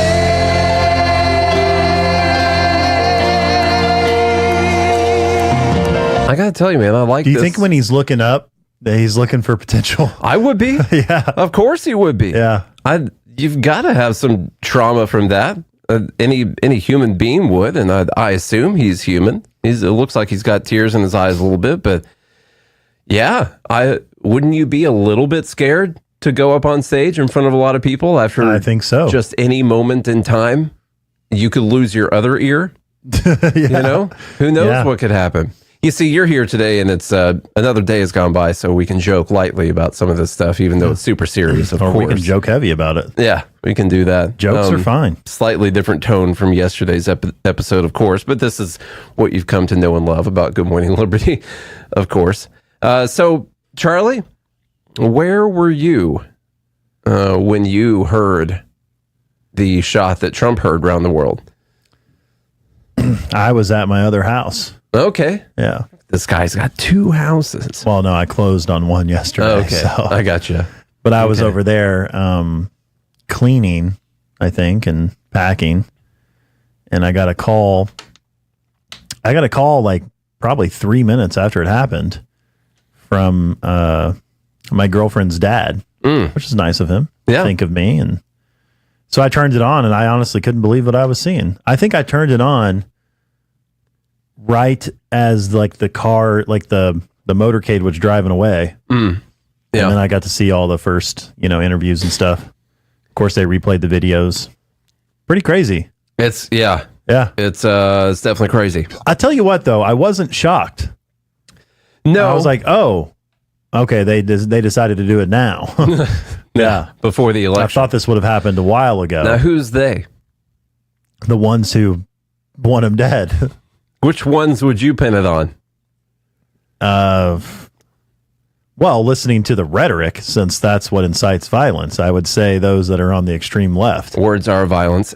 Don't you find that it's the whole thing with the shooter is a little bit weird. This is like a conspiracy theorist wet dream happening right now in this moment. Like, of course, the guy who shot him didn't have social media. And at first, they couldn't get in his phone. They did get in it and they found nothing of any consequence at all. There's just a lot of, it turns out he's a registered Republican who had also donated to a progressive super PAC as well on Biden's inauguration day. It's just there's weird things happening here. There's something weird about it. Or, I said yesterday, I don't know what you think about this. The guy was a loner outcast at school, didn't have any friends, got made fun of, bullied all the time, didn't make a shooting team in high school. And this occurred close by to where he's from. Could simply be, he's like, hey, former president's coming to town. And I'm going to go there, see if I can take him out. From commit suicide anyway. From, like 150 yards away. I'm going to see if I can take him out. And then my shooting coach is going to know that he should have let me on the team. You know what I mean? Mm-hmm. So it literally could be that simple, or there could be something different going on here. So this is an interesting development. You can see my screen, right? Yeah. Okay. I wish we could do it where we could both share different screens, like you could bring up stuff, I could bring up stuff. Yeah. Things like that. People in the live group could bring up stuff. Yeah, sure. Everyone. The New York Post said this is... well, this first is of all, pretty can crazy. I say that I'm against this? Oh, okay. You haven't heard my official thoughts. Oh, no, we didn't do that. I got interrupted. Yeah. I thought a storm was coming. Well, I got to tell you guys, I'm going to start sharing a bunch of, personal information here pretty soon. I learned that my ex probably has our new address. And so I'm a little concerned. Yeah. I'm a little on edge with some things because there might be, there's a potential that, some tires have been poked and windshields and stuff. So anyway, a little on edge, trying to keep my family safe. She's the kind of person, though, that would find a way to slowly poison your water supply over time and with some psychoactive drugs and turn everyone insane until, something bad happened. Like that kind of, not so much on the face, out in front kind of person, but a slowly... Well, that's what I thought. I thought she might have been trying to dig up the water line to inject it. Yeah, that's what and I she would made see. a mistake. Mhm. And that was a loud boom I heard. I gotcha. Yeah. Okay. Yeah. So, anyway, so that's what happened when I got interrupted. And you're against my this. thoughts were, I wasn't shocked when I heard about it. When I got the call, I wasn't like, oh my God. I was like, I expected this. I was just curious because at the time we didn't know. When I got the call, I didn't know if he was okay or not, and I was curious about whether or not he would survive. Mm-hmm. And so that's I watched the coverage for a couple hours, just had it going as I was continuing to take care of my busy life because. I had a lot of stuff going on. You got some stuff. Yeah. I couldn't just sit there and watch to see whether or not a former president and likely the next president was dead or not. So I wasn't shocked, but second of all, I'm actually appalled. I'm not shocked and I'm appalled at the same time of the people who are out there saying they wish that he wouldn't have missed and all that stuff. Yeah. And I think I had texted you right after it happened and I said, obviously it was a joke. I was like, oh, look, those right-wing, white nationalist, extremist, domestic terrorists are at it again. Yeah. Because if you go back, you have to go back to Kennedy for a liberal, but the last couple attempts on people in public office, whether it was presidents or congressmen or whatever, is extremist leftist. They're the ones that are actually committing violence and projecting it onto everyone else who's not them. They've done some which is mass shootings insane and stuff too. Yes. Absolutely insane. And anyway, that's my thoughts on what happened. I wasn't shocked. I don't condone it. I don't care what your beliefs are. I've never voted for Trump. I did say a couple weeks ago I'm voting for him. I definitely am voting for him now. And by the way, I think Nate is probably going to owe me something because I guaranteed Trump's reelection.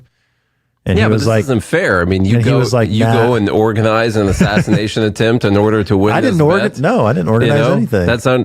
That's playing dirty, man. I didn't organize anything. But no, I know you didn't. They knew that the guy acted alone within 2 or 3 minutes of the whole thing before they even got in his phone. Yeah. So there's a lot of fishy stuff happening, by the way. Some weird stuff. Why didn't Secret Service take him out? The cops were apparently local police were supposed to control that building. They got warning of somebody crawling on the roof from people standing by. They did nothing. Well, not even that. There's a lot of strange things, and I'm not saying it's an inside job, or even an inside assist.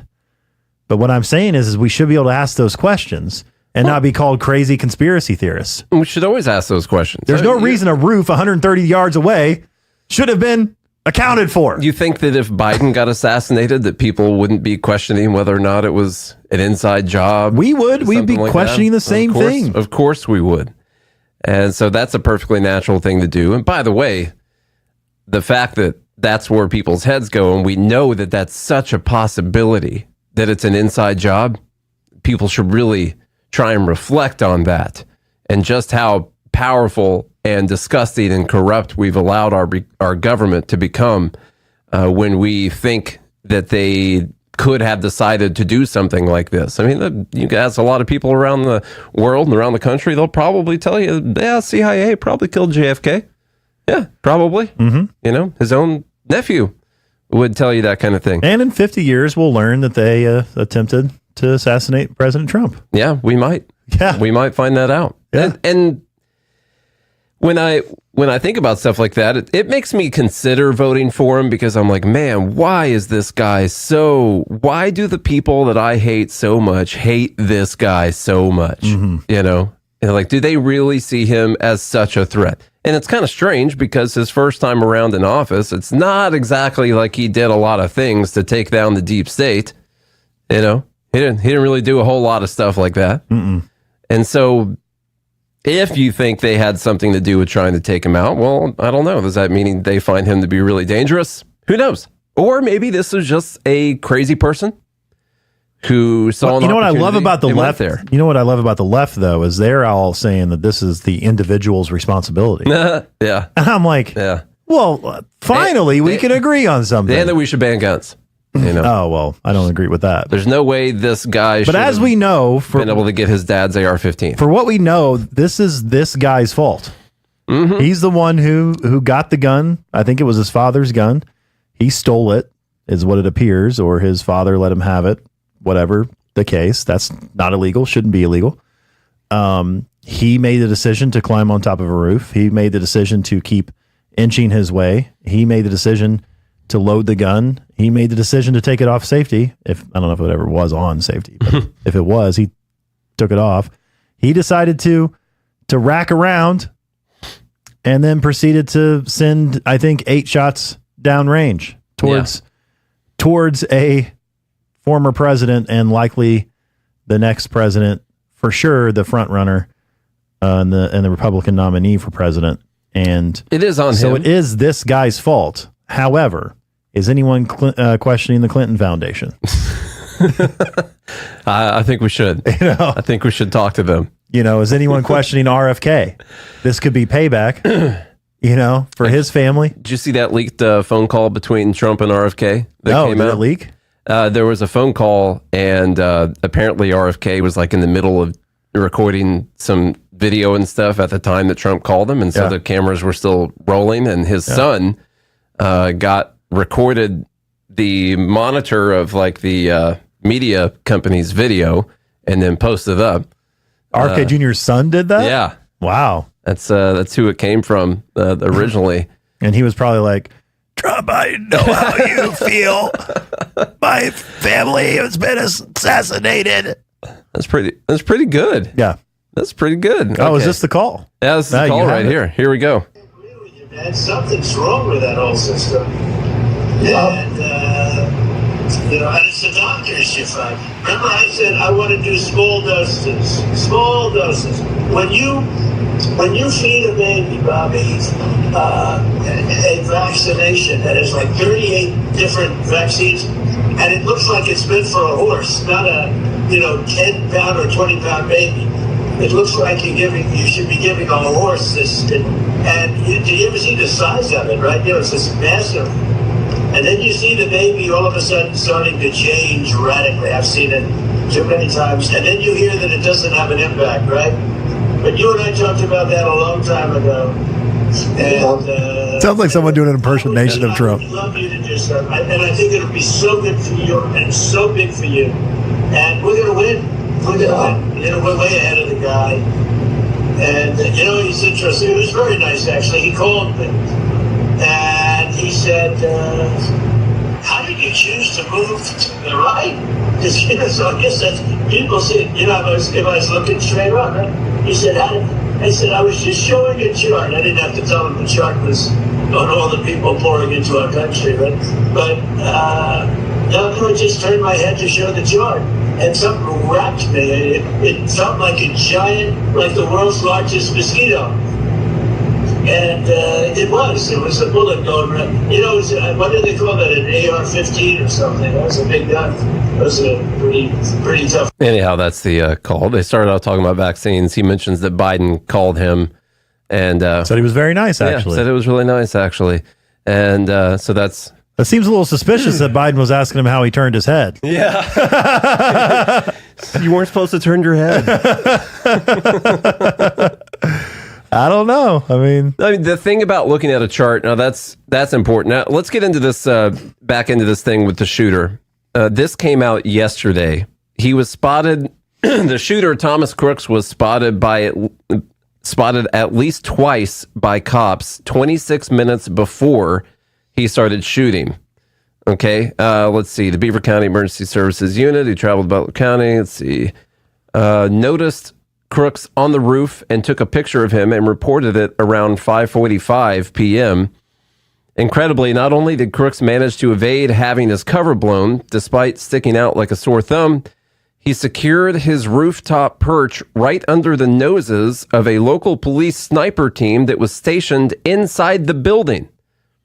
Jesus. The building that he got on the roof of and got up there. They had noticed him beforehand with a rangefinder looking up at the stage. This is upwards of 20 minutes before the shooting occurred, using a rangefinder. Yeah, because I think the shooting was at 6:11, so that's 26 minutes. And man, what a fail! What a fail this is! And for him to go up on the roof, you got to get a ladder or something like that, go up the side of the roof, and inside the building. Or he could climb up there like a spider monkey. Like you're going to crawl. I think there was a picture of a ladder or something like that. But don't rule out spider monkey. Okay. Because there's no proof he used the ladder. Yeah. And you can climb up on the roof of the building that these cops are using as a staging area. But no one's watching. I don't understand why there wasn't a sniper team on top of that roof. So they answered this question, by the way, from what I heard. They said the roof was too sloped. It was too sloped, and they thought it was dangerous. It's not even as sloped as the one they were sitting on. Exactly. Thank you. That is the exact answer that you should have. Or look at all the flat roofs surrounding the sloped roof. Like, here's the picture on the screen. Here's the stage right here. There's the building the guy was at. And you're telling me that was not secured. And what about the flat roof right behind it? That they could have had? Right yes. Yes. Yeah, that or look too. at all the flat roofs around. Or how about this water tower? Yeah. Up here. Get someone up in the water tower. Or look at that building right by the trees there. That looks flat to me. Oh, God. This is a mess, man. Or a tree. There are trees. Someone could bring it. There's probably a deer stand in one of those trees already. You could bring a climbing stand and just, climb up. Yeah, just go right on up there. Wow. What a mess, man. Complete failure. By the way, the buck stops. Or drones. Why didn't they have drones flying around? The buck stops with the person who runs the Secret Service, but she's not going to resign because it's not her fault. But the buck stops with her. Man, I thought Elon Musk's tweet was absolutely hilarious. Which one? The one where he said prior to becoming the lead of the Secret Service, she was guarding bags of Cheetos. Yeah, I think we'll probably have to play the video of the leader of the Secret Service when we get back from our little break here in just a minute. Of course, I guess before we go, just remind everyone, find Good Morning Liberty on your favorite podcast app. You want to do that for sure for your continuing breaking coverage of the assassination attempt on President Trump's life. Crazy, absolutely nuts that this is something that actually happened. I don't know how many times I've said that in the last couple hours, but that's how I feel about it. Absolutely crazy. You want to go to GodHatesFeds.com also, GodHatesFeds.com, so you can get yourself a shirt. It says God Hates Feds, Feds on it. 5 of Trump's Secret Service agents got these shirts after they saw them at the Libertarian National Convention. So we know that those guys are okay. We know that those guys specifically are pretty good guys for sure. Also, you want to go to joingml.com because we always have a live group hanging out with us in our private Discord channel. So you want to go to that Discord channel. Discord's just a thing where you can host your own little channels and groups and stuff like that. If you haven't used it before, it's pretty cool. So we got all kinds of groups on there, people bringing up different topics, posting memes, and of course hanging out live during the show every week. That's joingml.com. It's only $7 a month. Okay. It's not that much. $7. Think of what you spend $7 on. And you can't do it to support some liberty-loving friends like us? Come on. What are you, communist? All right. We'll be right back after this short break. The couple told reporters this week that they routinely urge their son Patrick to devote all of his time and resources to his improv comedy education. We keep telling Patrick again and again that if you don't buckle down and start learning basic concepts like yes and the Herald now, nobody is going to take you seriously later in life. He has to start thinking about this now. The parents explained that he should try to get as much out of his improv training as possible by attending improv jams, forming a few indie teams, and doing as much bar prov as possible to keep himself warm for those upcoming Herald auditions. The fact is, if Patrick were on stage with his fellow improvisers, and one of them were to play, say, a supervillain who's afraid of mice, Patrick wouldn't even be able to identify the game in that scene, let alone respond in a supportive way. I gotta say, I had this internship at a law firm, but I quit to do a character workshop and a musical elective. I think this is really gonna pay off for me in the long run. This is the Onion News Network. There are basically 2 types of advertising, direct response and branding. Radio's great for direct response with its low cost to listener ratio, but audio can't be beat for branding, which is a longer term endeavor. You want to be the first thing that someone thinks of when they think about your product or service. If you have a local business that you want kept top of mind in your community, call the station. If you need national reach, Free Talk Live's got around 200 radio stations, millions of monthly listening sessions, can suit all budgets, and if we don't think we're right for you, we'll tell you. Email me, mark@freetalklive.com. Tired of cancel culture? Sick of mega tech corporations holding an axe over your head? Join the LRN.FM Matrix chat server. It's self-hosted, so no one else can tell us what to do or say. Don't like the existing channels? You can make your own. You can even connect into some of our channels from other Matrix servers. It's federated. For the full LRN.FM Matrix experience, though, you should join our server via the step-by-step instructions at chat.lrn.fm. Chat.lrn.fm. The latest episode of Free Talk Live continues with Hour 3 up next after the news here at listen.freetalklive.com. From Feature Story News in Washington, I'm Nick Harper. U.S. Senator Bob Menendez has been found guilty of all 16 counts that he faced in a federal corruption trial. Menendez was accused of accepting thousands of dollars in bribes in exchange for using his political influence to benefit foreign governments. After sentencing, the Democratic senator maintained his innocence and has so far resisted calls from within his own party to resign. FSN's Mitch McCann reports from New York. During the 9-week trial, prosecutors said that Bob Menendez and his wife accepted hundreds of thousands of dollars in bribes. They said that they were payments for the couple's participation in various bribery schemes involving 3 businessmen. In exchange for the cash and gifts, they said that Menendez helped steer billions of dollars in aid to Egypt and sought to interfere in criminal investigations involving 2 of the other businessmen involved, among other allegations. When prosecutors raided the Menendez home in 2022, they found more than a dozen gold bars, $500,000 in cash, and a Mercedes-Benz car. Menendez lawyers claim there was no evidence that the cash or gold bars were bribes as opposed to being gifts. The 70-year-old, who is running for re-election to the Senate, could be jailed for the rest of his life at his sentencing in late October. Mitch McCann, New York. US President Joe Biden is back on the campaign trail for the first time since the assassination attempt of former President Donald Trump. Biden is in Las Vegas this Tuesday, reaching out to black groups and touting his economic policies. FSN's Benji Hire reports. President Biden is striking a temperate defiance as he returns to campaigning mode. Days ago, he was at risk of being ousted at the top of the ticket. Yet with the focus back on Donald Trump following the weekend's shooting, Joe Biden remains the Democrat Party's candidate. Behind in the polls, he's on the offensive again, condemning the Republican nominee, now the victim of an attempted assassination, for reveling in and inciting political violence against others, and for posing, in Biden's eyes, a, quote, threat to democracy. Meanwhile, the second day of the Republican convention in Milwaukee is focusing on the issues of immigration and crime. It comes after Donald Trump announced his vice presidential pick, Ohio Senator J.D. Vance. FSN Simon Marks reports from Milwaukee on Vance and Trump's economic stance. J.D. Vance is a firm supporter of tariffs, so he is entirely aligned with Donald Trump's policy of retaining very sizable tariffs on many Chinese goods coming into the United States. He and Donald Trump argue that is how you can defend the American worker. And in that sense, they are also expressing similar policies to those espoused by Donald Trump's rival this November, President Joe Biden. From Bureaus Worldwide, this is FSN. Rwandan President Paul Kagame has won the country's presidential election, winning 99% of the vote. The head of the country's electoral commission declared Kagame the winner after counting was nearing an end. FSN's Chris Ochmaringa has more from Kinshasa.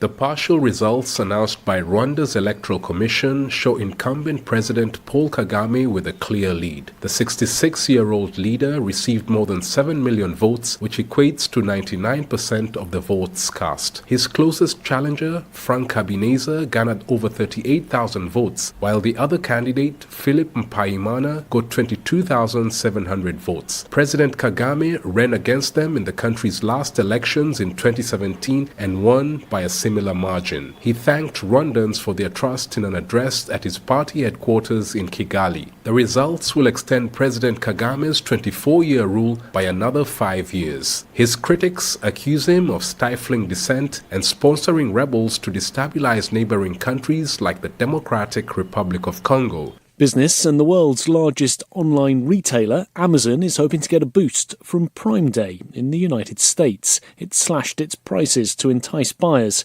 but as FSN's Tony Waterman explains, other major retailers are doing the same. It may be branded as Prime Day, but the sales run for 48 hours. And if you're looking for an air fryer, a new set of headphones, or a TV, you can get some pretty steep discounts, and not just on Amazon. Other large retailers, including Walmart, Best Buy, and Target, are dropping some big deals of their own as they try to cash in on the summer sale. And for good reason. Last year, Amazon sold more than 375 million items during Prime Day, totaling nearly $13 billion in sales. Tony Waterman, Texas. There's more from us on X at Feature Story. That's Feature Story News. Nick Harper reporting. Terror and confusion fell upon the nation this week after nearly 314 million Americans reported inexplicably losing consciousness for 8 hours straight last night, with countless victims helplessly recovering from the fugue-like state with no memory whatsoever of the lost time. Researchers at Princeton University, who have been studying the alarming phenomenon since its inception, told reporters that though they were unable to ascertain the source of the sweeping condition, it appeared to be somehow linked to the setting of the sun. Right now, we suspect that there may be some connection between these sudden blackouts and the visions that some Americans have reported experiencing while they were unconscious. But most of these hallucinations are too abstract for us to draw any definite conclusions from. At this time, we urge people to never turn off their lights and under no circumstances close their eyes for any extended period of... Oh, God. It's happening again. This is the Onion News Network. Our Matrix server is about as free as internet chat can be. Join the existing rooms or create your own at chat.freetalklive.com.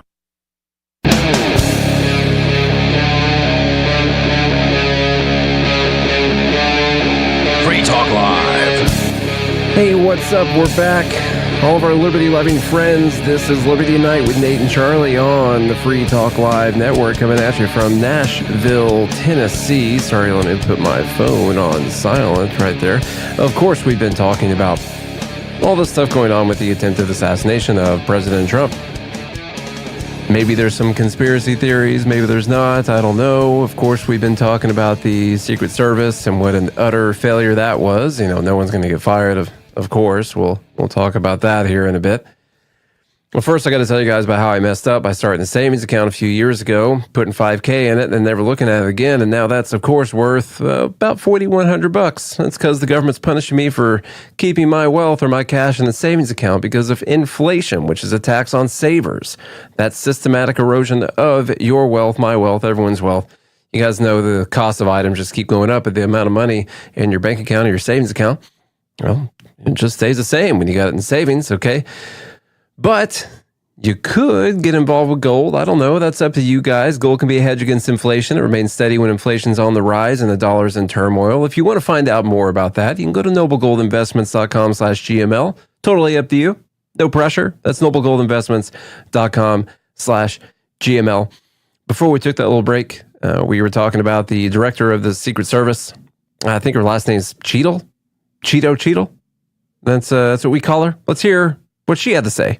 Who is most responsible for this happening? What I would say is that the Secret Service is responsible for the protection of the former president. So the buck stops with you? The buck stops with me. I am the director of the Secret Service. It was unacceptable, and it's something that shouldn't happen again. The President and Homeland Security Secretary said today they had 100% confidence in you, but there are some members of Congress calling on you to resign. I appreciate the Secretary's comments, and we're going to continue to be transparent and communicate with people. You plan to stay on? Absolutely. I do plan to stay on. Okay. And guess what? She's probably not going to get fired. No. I was thinking earlier about how it doesn't matter how hard you fail in the bureaucracy, especially if you bring some sort of diversity to the equation. You know, like look at Pete, Mayor Pete Buttigieg. You know, our transportation sector has been an absolute bleep show for the last few years, and I'm not saying it's entirely his fault, but good Lord, has it been a bleep show this whole time? So many airline problems and all that, you know. You can't get rid of him, you know. He's gay. You can't do it. Can't get rid of her. You can't fire a woman in charge of the Secret Service. You just can't do that. Now, some of these women, she'll get fired in January. Oh yeah, yeah. So fire that. Yeah, she'll be out of there. I've heard unconfirmed reports too, and then of course I don't know, but I heard unconfirmed reports that apparently the sniper that took out the guy lost his job. I haven't seen anything about that. And then, like I said, these are unconfirmed. Yeah. And I also said that he was told he came out and said that he was told to not stand down. He didn't get the orders to shoot, but he had him apparently had him in his scopes for like 6 minutes. Yeah, and was told not to shoot. So I think there used to be a rule that they had to wait for a shot to be fired to engage. I think that is no longer the rule when it comes to this. The only excuse I think it came from a 4chan post. But that's what I'm saying. That's why I said unconfirmed. As soon as I said it, I'm just saying it's worth questioning everything. Well, the excuse I could make for that guy who looks like he was looking in that direction, the shooter was climbing up on a slope roof, and probably took a minute for him to actually become visible. And depending on how the communication was, You could question whether or not he knew if there was one of the local sniper teams that was on the roof, because he was probably like a Secret Service guy.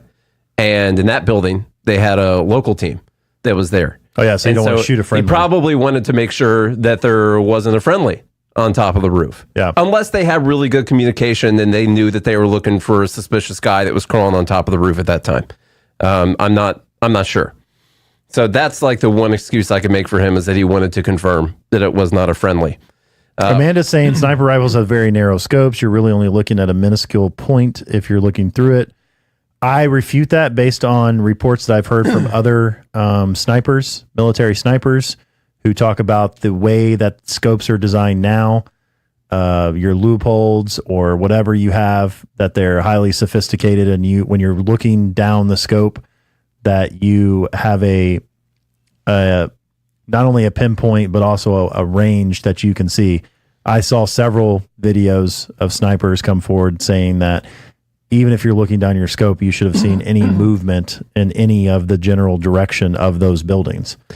The only scopes I've used were very narrow range, so I can't confirm or refute any of these statements, and I don't know what kind of scope that guy was using, so I don't know which one it was. Well, really. And then not only that, there was a buddy he had a guy next to him who was, I believe, not on a rifle. I think he was on a rangefinder, I think. I think he was looking out. I was going to see if I had a picture of that anywhere. He was no, maybe scanning. Not. Maybe not. No. Shut up. Yeah, we'll see. We'll see about that. I'm sure they're going to do very detailed investigations into this, Charlie. So we don't really have to worry about all of our speculation on this, because the government's going to investigate the government. You just heard her say that she's committed to transparency, and they are going to be very diligent about anything that they did wrong. To hiring trans parents. Yeah. Okay. To hiring trans parents. Yeah. Yeah. That's she's committed herself to that. What else can we talk about? Did you see the Tenacious D thing? I guess I told you about it earlier. Here's what happened. We'll play that video.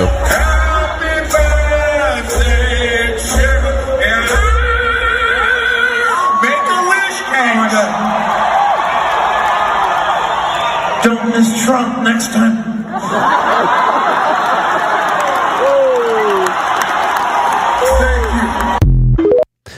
Okay.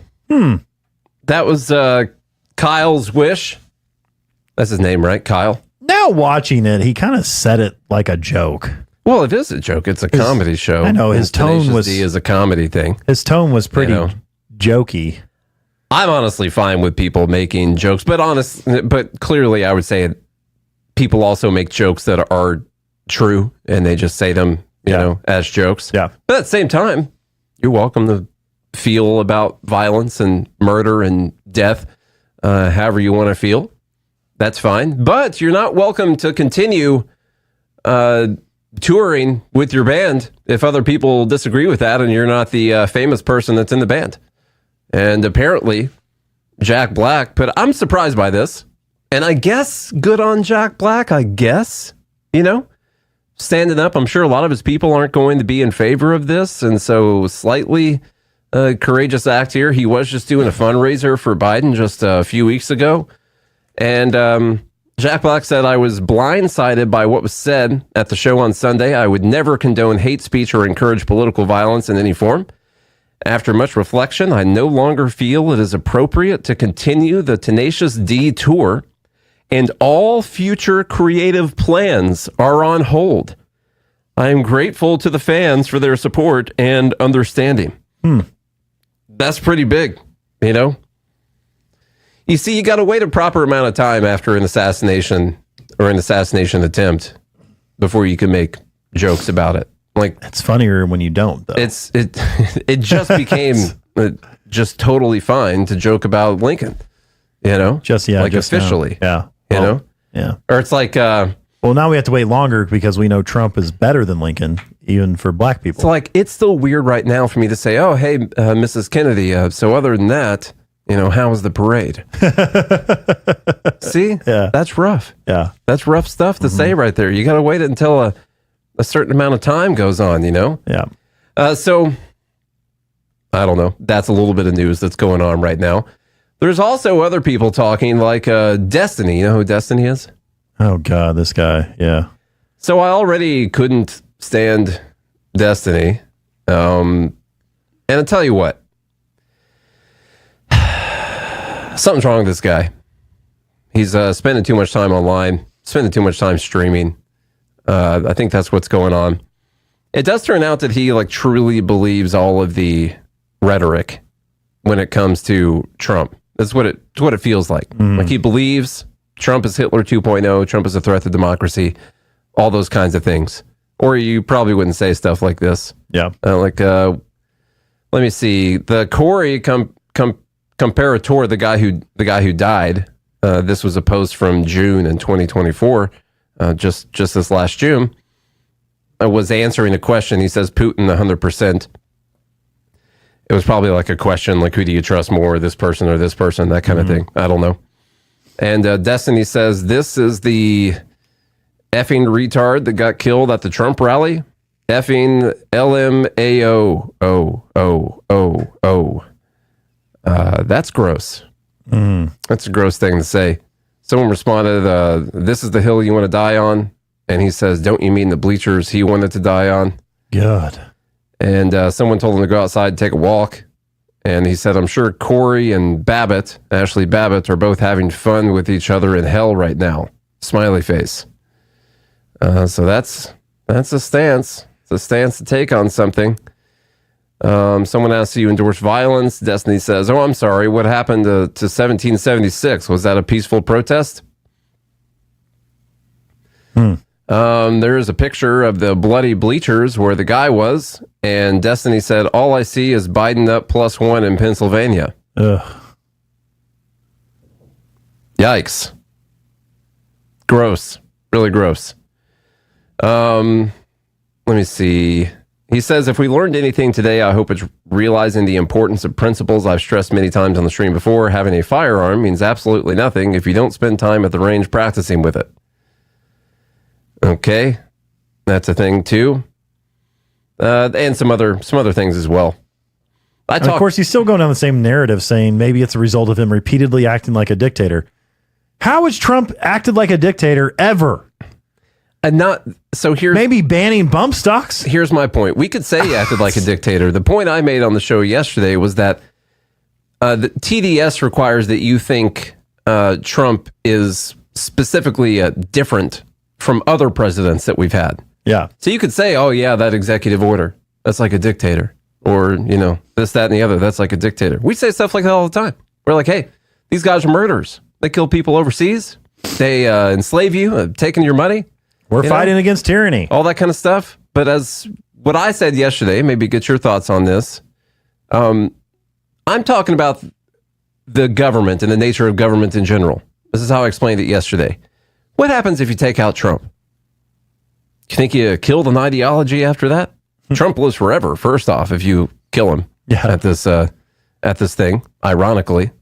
Whereas he's 77 years old and he's going to die, sometime in the next 20 years, more than likely. But he lives forever if you kill him. You swap out these politicians, someone else just comes in their place.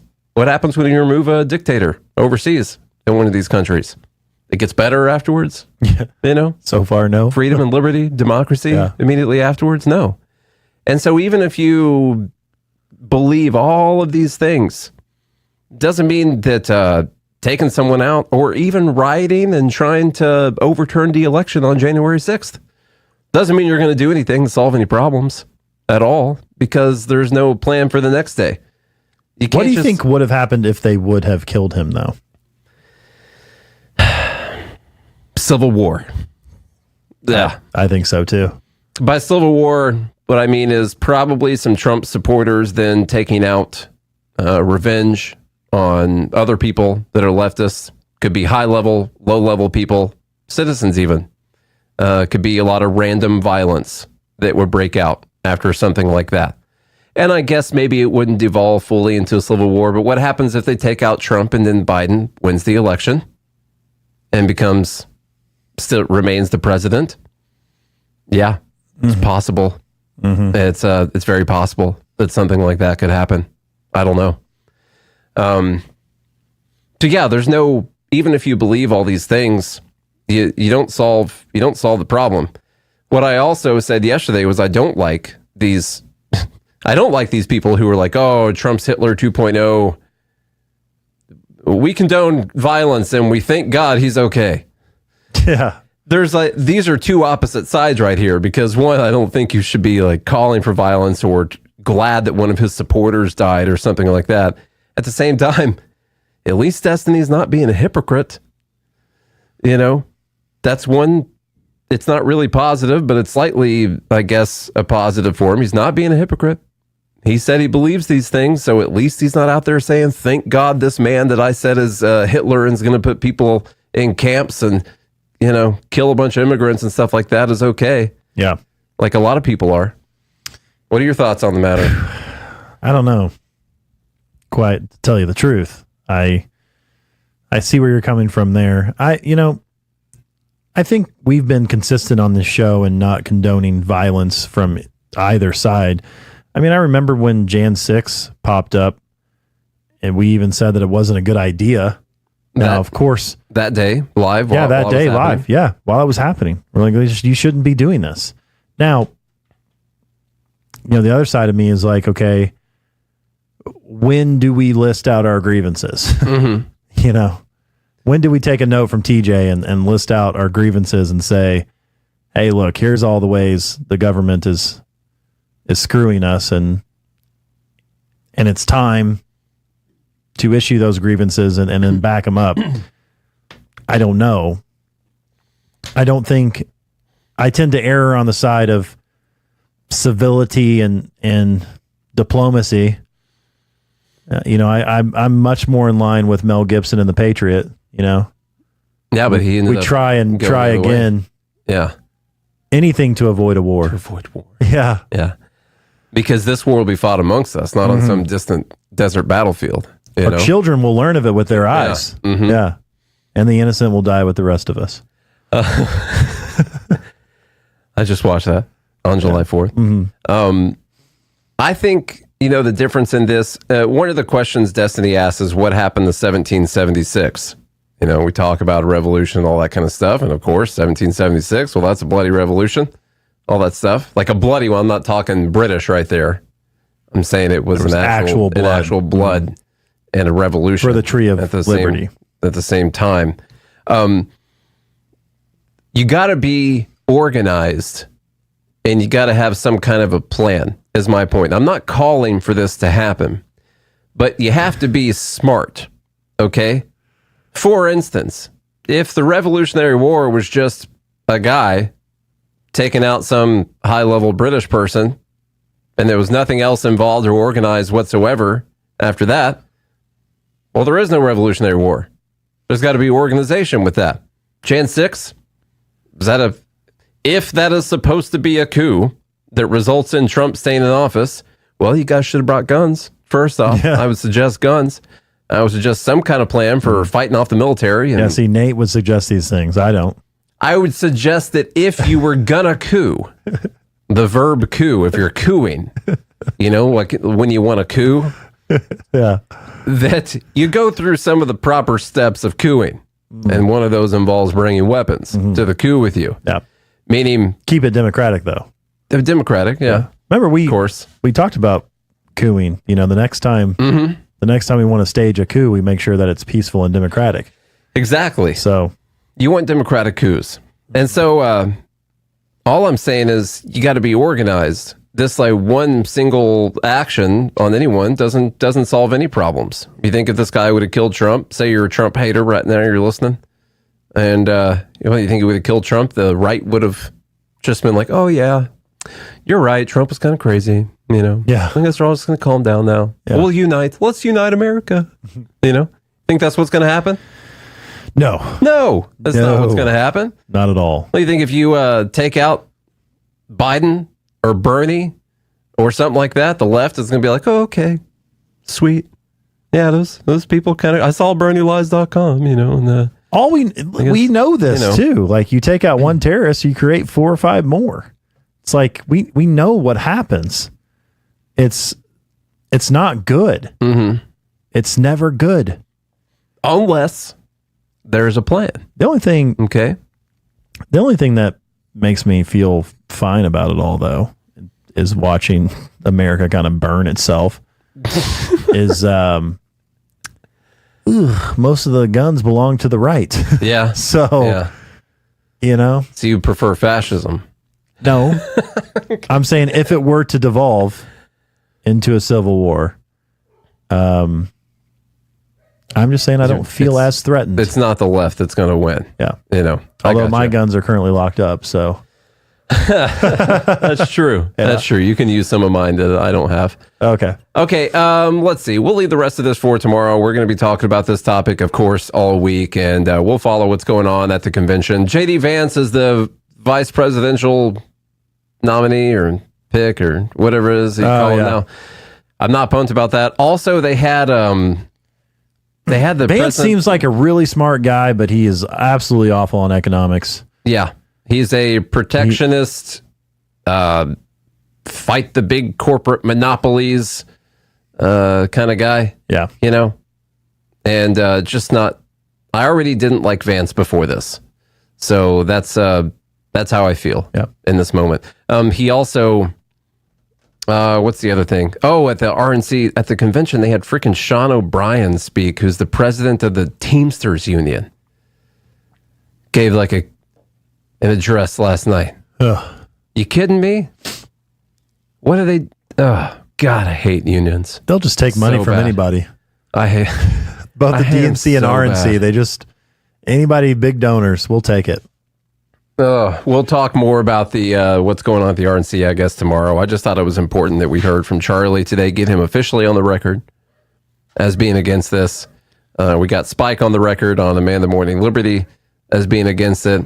I don't know if Amanda officially put out her stance, but it's she's probably against. Yeah, she put it out on Amanda Liberty. Yeah, morning time. Amanda sounds like a for the people, like a fraternity or sorority or something like that, or a law firm. Yeah, or a law firm.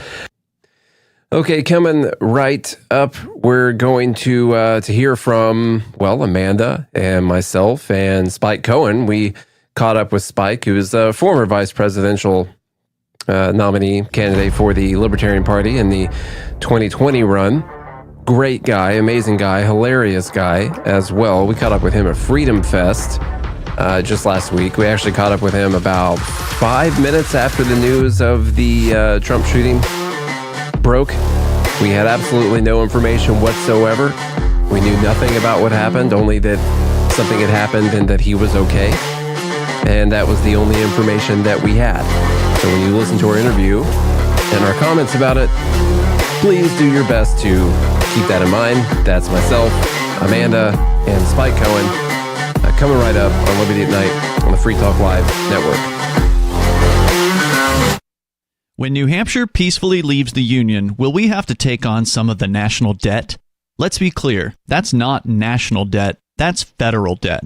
Debt that was incurred by a bunch of people that we didn't elect, forcing policies on us that we didn't want, and 2.5 million unelected federal bureaucrats. According to Professor Matt Quartrup from Coventry University and the foremost expert on independence referenda, the rule in international law is that political divorce is not like domestic divorce in that there is no alimony due and no obligation to pay the debt incurred by the larger organization. New Hampshire's government is a paragon of fiscal responsibility compared to the United States federal government. We didn't create the national debt, we didn't consent to it, and when we declare peaceful independence, New Hampshire will not owe a single solitary dime of federal debt. You can learn more about how we can peacefully divorce D.C. at NHindependence.org and join the movement at NHexit.us.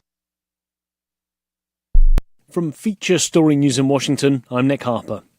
U.S. Senator Bob Menendez has been found guilty of all 16 counts that he faced in a federal corruption trial.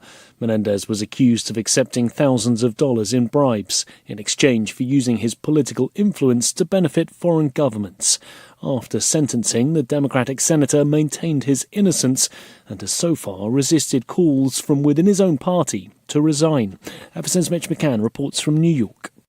During the 9-week trial, prosecutors said that Bob Menendez and his wife accepted hundreds of thousands of dollars in bribes. They said that they were payments for the couple's participation in various bribery schemes involving 3 businessmen. In exchange for the cash and gifts, they said that Menendez helped steer billions of dollars in aid to Egypt and sought to interfere in criminal investigations involving 2 of the other businessmen involved, among other allegations.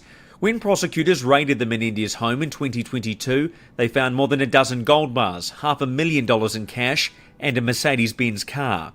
Menendez lawyers claim there was no evidence that the cash or gold bars were bribes as opposed to being gifts. The 70-year-old, who is running for re-election to the Senate, could be jailed for the rest of his life at his sentencing in late October. Mitch McCann, New York. US President Joe Biden is back on the campaign trail for the first time since the assassination attempt of former President Donald Trump. Biden is in Las Vegas this Tuesday, reaching out to black groups and touting his economic policies. FSN's Benji Hire reports. President Biden is striking a temperate defiance as he returns to campaigning mode. Days ago, he was at risk of being ousted at the top of the ticket. Yet with the focus back on Donald Trump following the weekend's shooting, Joe Biden remains the Democrat Party's candidate. Behind in the polls, he's on the offensive again, condemning the Republican nominee, now the victim of an attempted assassination, for reveling in and inciting political violence against others, and for posing, in Biden's eyes, a, quote, threat to democracy. Meanwhile, the second day of the Republican convention in Milwaukee is focusing on the issues of immigration and crime. It comes after Donald Trump announced his vice presidential pick, Ohio Senator J.D. Vance. FSN Simon Marks reports from Milwaukee on Vance and Trump's economic stance. J.D. Vance is a firm supporter of tariffs, so he is entirely aligned with Donald Trump's policy of retaining very sizable tariffs on many Chinese goods coming into the United States. He and Donald Trump argue that is how you can defend the American worker. And in that sense, they are also expressing similar policies to those espoused by Donald Trump's rival this November, President Joe Biden. From Bureaus Worldwide, this is FSN. You can stick it to the man and big tech. Join our FTL social mastodon at social.freetalklive.com.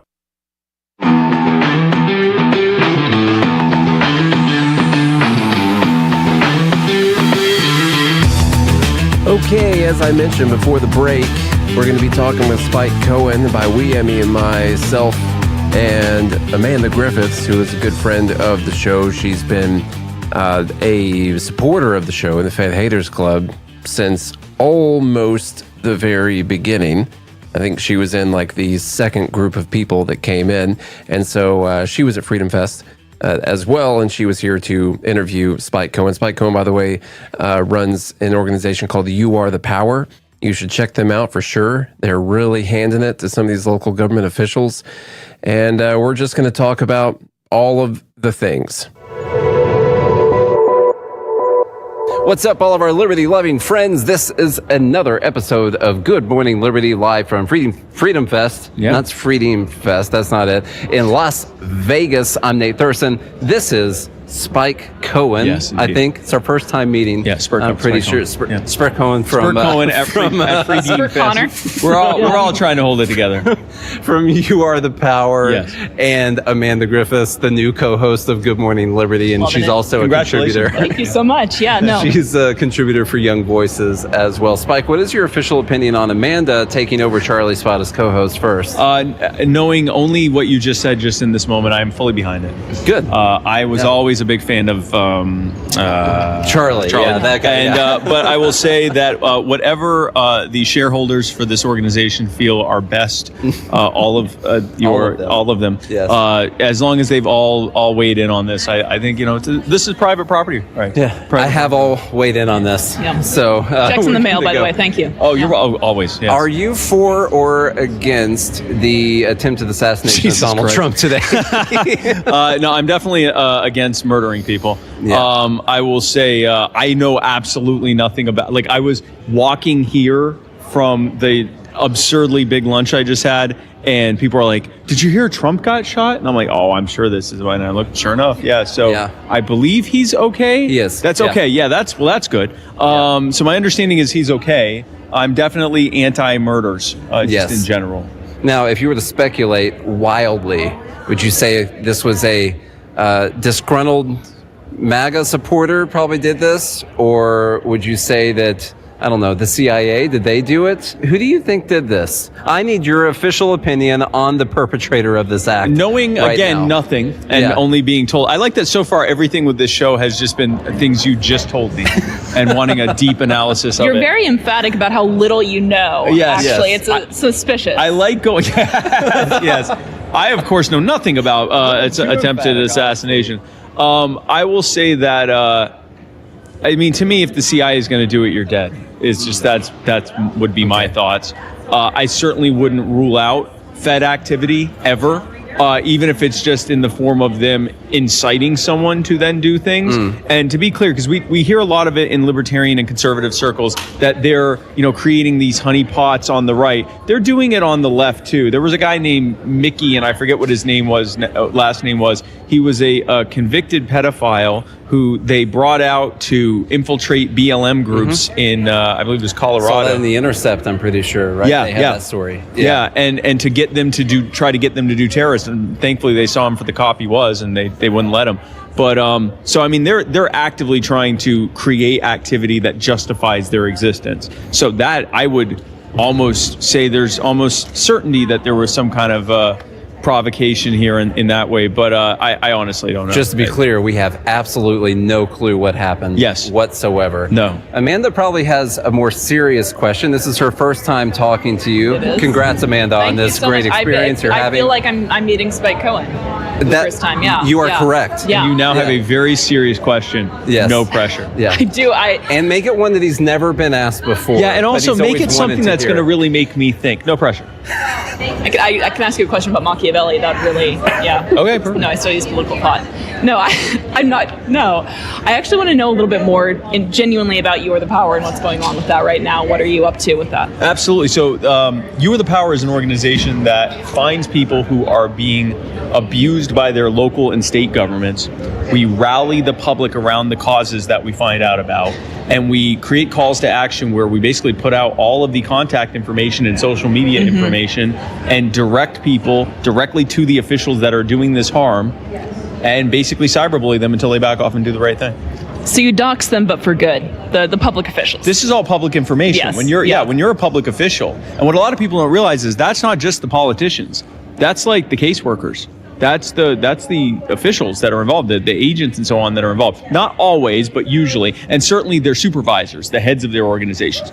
Yeah, they all have email addresses and phone numbers and social media. Well, most of them have social media. And we don't go and threaten and just call them names or whatever else.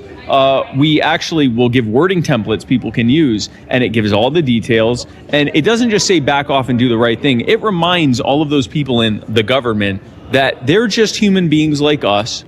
They'd never dream of doing the kinds of horrific things that they do in government outside of government. They'd never walk up to someone and steal their children. They'd never walk up to someone and steal their house. They never do these things, if only because they wouldn't have the nerve to do these things. But yet they get into this position and suddenly they believe this is their job to do. And we're reminding them that their job is to either respect us as individual human beings or go get another job. Right. And you have had some victories with this as well, right? Several. We have a 90% success rate on that. Fantastic. We've had probably upwards of 100 victories now at this point. And Actually, in fact, while I'm saying that, we should have a victory count because it is getting up there. Like the debt clock. Yeah, it's like a debt clock, but a good thing. Yeah. It doesn't move nearly as quickly.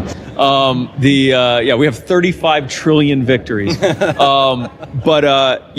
a lot of victories. The one that I talked about in the speech on the main stage was a family, husband and wife who were parents to 2 children. Their newborn child was sick. They took her to the hospital. They did blood work there at the hospital and other tests. Came back that she had a chronic health condition. The doctor on call called it abuse. The children were seized from them. They were arrested. They weren't allowed to see their children. They also weren't allowed to see each other as part of the bond conditions. So they were overnight for the crime of taking their sick child to a hospital. They had their children taken from them, and they were legally estranged from each other until further notice on both things.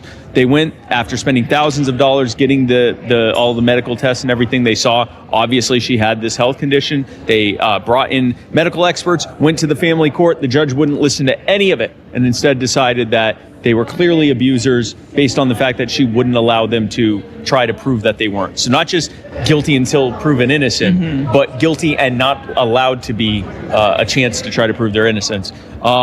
It turns out that this is happening across the country. And the reason why is because the federal government is paying state agencies, and not just the agencies, but everyone involved in the child protection pipeline. They pay them, but only if they call it abuse. And so they're subsidizing a specific outcome. And it turns out if you subsidize an outcome, you get a lot of those outcomes. And so it's child trafficking. They're saying it's abuse when it clearly is not. There's only evidence that it's not abuse. The only abuse happening is by the government. And they've been getting away for this for a long time. And now we found out about it. We've been reuniting many families, including that family. We've been helping to create model legislation for legislators to pass that removes this perverse incentive through the change in the financing, and also adding back due process to when child abuse allegations happen. They need to be treated as criminal allegations with that standard of evidence, with that innocent until proven guilty, with that due process and everything that comes with that. Because you're talking about taking their children. That's as bad of a punishment as it gets. I mean, that's up there with life in prison to take someone's children for their entire life. Some parents would say they'd rather be in prison for their whole lives than to have their children taken from both them and their spouse. And so we've been doing that, but what it looked like for that family is those children are back with family. The husband and wife are now living together as husband and wife. Those bond conditions have been removed. Their case has been dropped in the family court. We're working on getting it dropped in the criminal court. And we were able to do that because thousands of people pressured those officials to back off and do the right thing. And what we're doing is showing that this is what happens when we demand that we be respected as individual human beings. How do you find these cases? They come to us. They come to you. All right. When we first started in 2021 as a proof of concept, before we even got our nonprofit status or whatever, we were funding it ourselves just to see if it would even work. I'm not going to ask for donations unless I can prove it actually works. When we were doing that, it was finding those causes. And as we started scaling up, once we had our 501 status and all that, we were still kind of trying to find them. That's not a problem anymore. It is unfortunately a target-rich environment of people being harmed by the government out there, and it's now like trying to drink from a fire hose.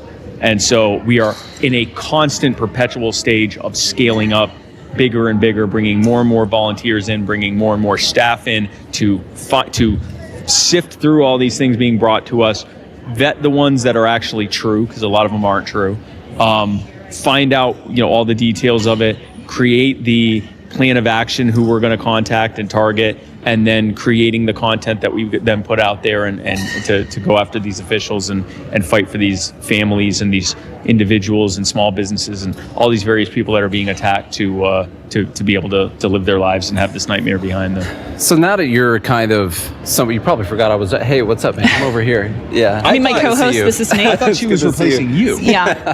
This is Nate's last day, actually, on the show. Yeah, I just found out right now. Okay, so now that you've been somewhat removed from the political realm, not entirely, because clearly you're still a lot of politicians, but you're not a political candidate right now. No. When you look back on it, and you do you miss it at all, or do you sort of long to get back at? You could have been running against a dementia patient and a convicted felon this year. Well, the convicted felon part's new, but I was running against a dementia patient last time. Sure. Further along now. It doesn't make it any easier. I don't miss it. I do think back fondly to it, though, because keep in mind, this was during the lockdowns and during all the COVID regime stuff when it was at its absolute worst, summer of 2020. This was during riots and protests and just all sorts of discord. Very few people are actually going anywhere. And I traveled to almost 40 states, some of them multiple times. We did hundreds of events, most of them in open violation of the local regulations regarding COVID, or, we do events without permits because the permitting office was closed. And we go, all right, well, I have a permit. It's called my First Amendment affirmed natural right to peacefully assemble. And so we were doing a lot of stuff, a lot of, I guess, rogue campaigning, you could call it. And it was just a really exciting time to be doing that. I actually enjoyed that it was like that. It added an additional element of it feeling like we were actually fighting back against this growing Leviathan state. It wasn't like we were like, oh, good, all our permits are in place. We can now fight the state. It was like, no, we're going to just show up and do these events. And if they want to arrest us, they're certainly welcome to. That'll just get us more attention. Turns out they didn't arrest us. They didn't want to get us attention. Almost everyone in the country doesn't want these two main candidates. Okay, when is that going to, like, they're going to be like, oh, yeah, there's other candidates, not just these guys. Doesn't matter. So here's what happens. And I hate to say, I say this as someone, I'm the guy who came in third place last time. Did not get my bronze medal, but I'm sure it's coming. It's on the way. It's on the way. I'm not looking forward to the taxes I'll have to pay on it, frankly. They use USPS. But when most voters aren't voting for someone, they're voting against someone primarily. So if Joe Biden wins, it's not because people watched that debate and said, wow, Joe Biden he's the one. He is as sharp as can be, and man, he's going to lead it. It's because they look at Donald Trump and say, literally, I will vote for a dead person over Donald Trump. And of course, many of the voters are dead, so that helps as well. It's the dead voting for dead. But the reality is that most people, it's called negative partisanship. They're voting against someone else. So if an RFK Jr. or a Chase Oliver or Cornel West or Jill Stein or whoever else, they show up and go, look at how much better we are. Even if you agree that RFK or Chase or Cornell or Jill are better, they more closely match what you would like to see in a presidential candidate. The vast majority of people, they're primarily voting against Trump or against Biden. So even if they think you're better, they don't think you have a shot of beating the person you hate the most, and that becomes a self-fulfilling prophecy because very few people actually vote for you. Is there a strategy there where you could become the person that people want to vote against, to try to help up? Just to get the name recognition? Get the name recognition. I am the worst evil. You joke, but there are people that argue that, and I think to some extent I'd be one of them. Donald Trump successfully did this heel turn that he then leveraged to his benefit, because he got his opponents so unhinged and so just viscerally angry at him, and to the point where they're making fun of how Melania's eyes look, or how tall his kid is, or making fun of size of his hands or what. Then it's like, oh, you guys are acting like mean girls now, and it actually made him look sympathetic to his audience. And so he did a successful baby face and heel turn at the same time. Whether a third party candidate whether that would be a successful thing to say, I'm actually the most evil person to vote for.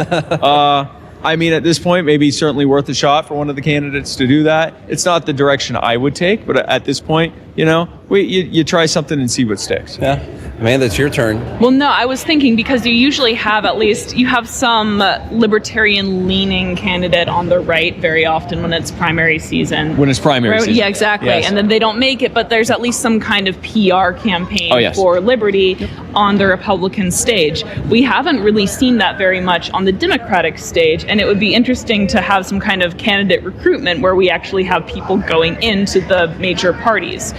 Are there other strategies that, and I know you don't really do the political side anymore right now, you're more on you are the power, but are there strategies that you look at and say, okay, that could work, it's a little bit unorthodox, but that could be a way of getting our message out there? Any strategy can work. Just about any strategy can work, provided that the people that are carrying it out create a solid blueprint to do so and can get enough people behind them to carry it out. I know that sounds like a political answer, but here's why I say that.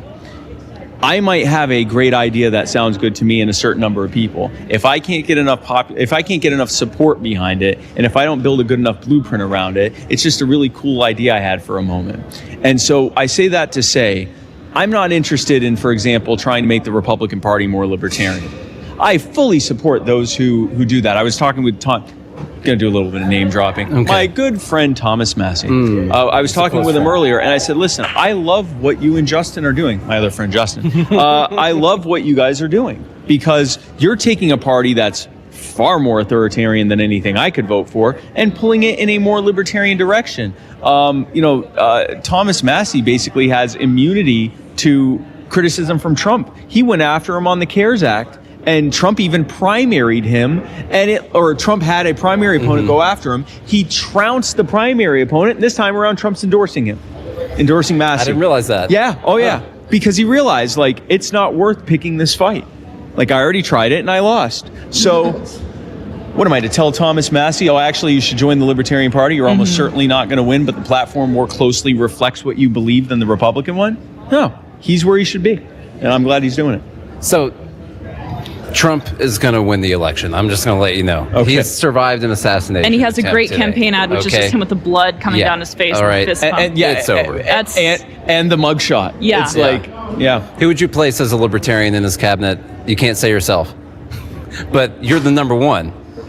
But who would you pick afterwards? All right. Let's say you keep wanting to help people keep their kids. You're chief of staff now. Or whatever, you know. Or whatever. Or whatever. Stuff like that. Thing, okay. Yeah.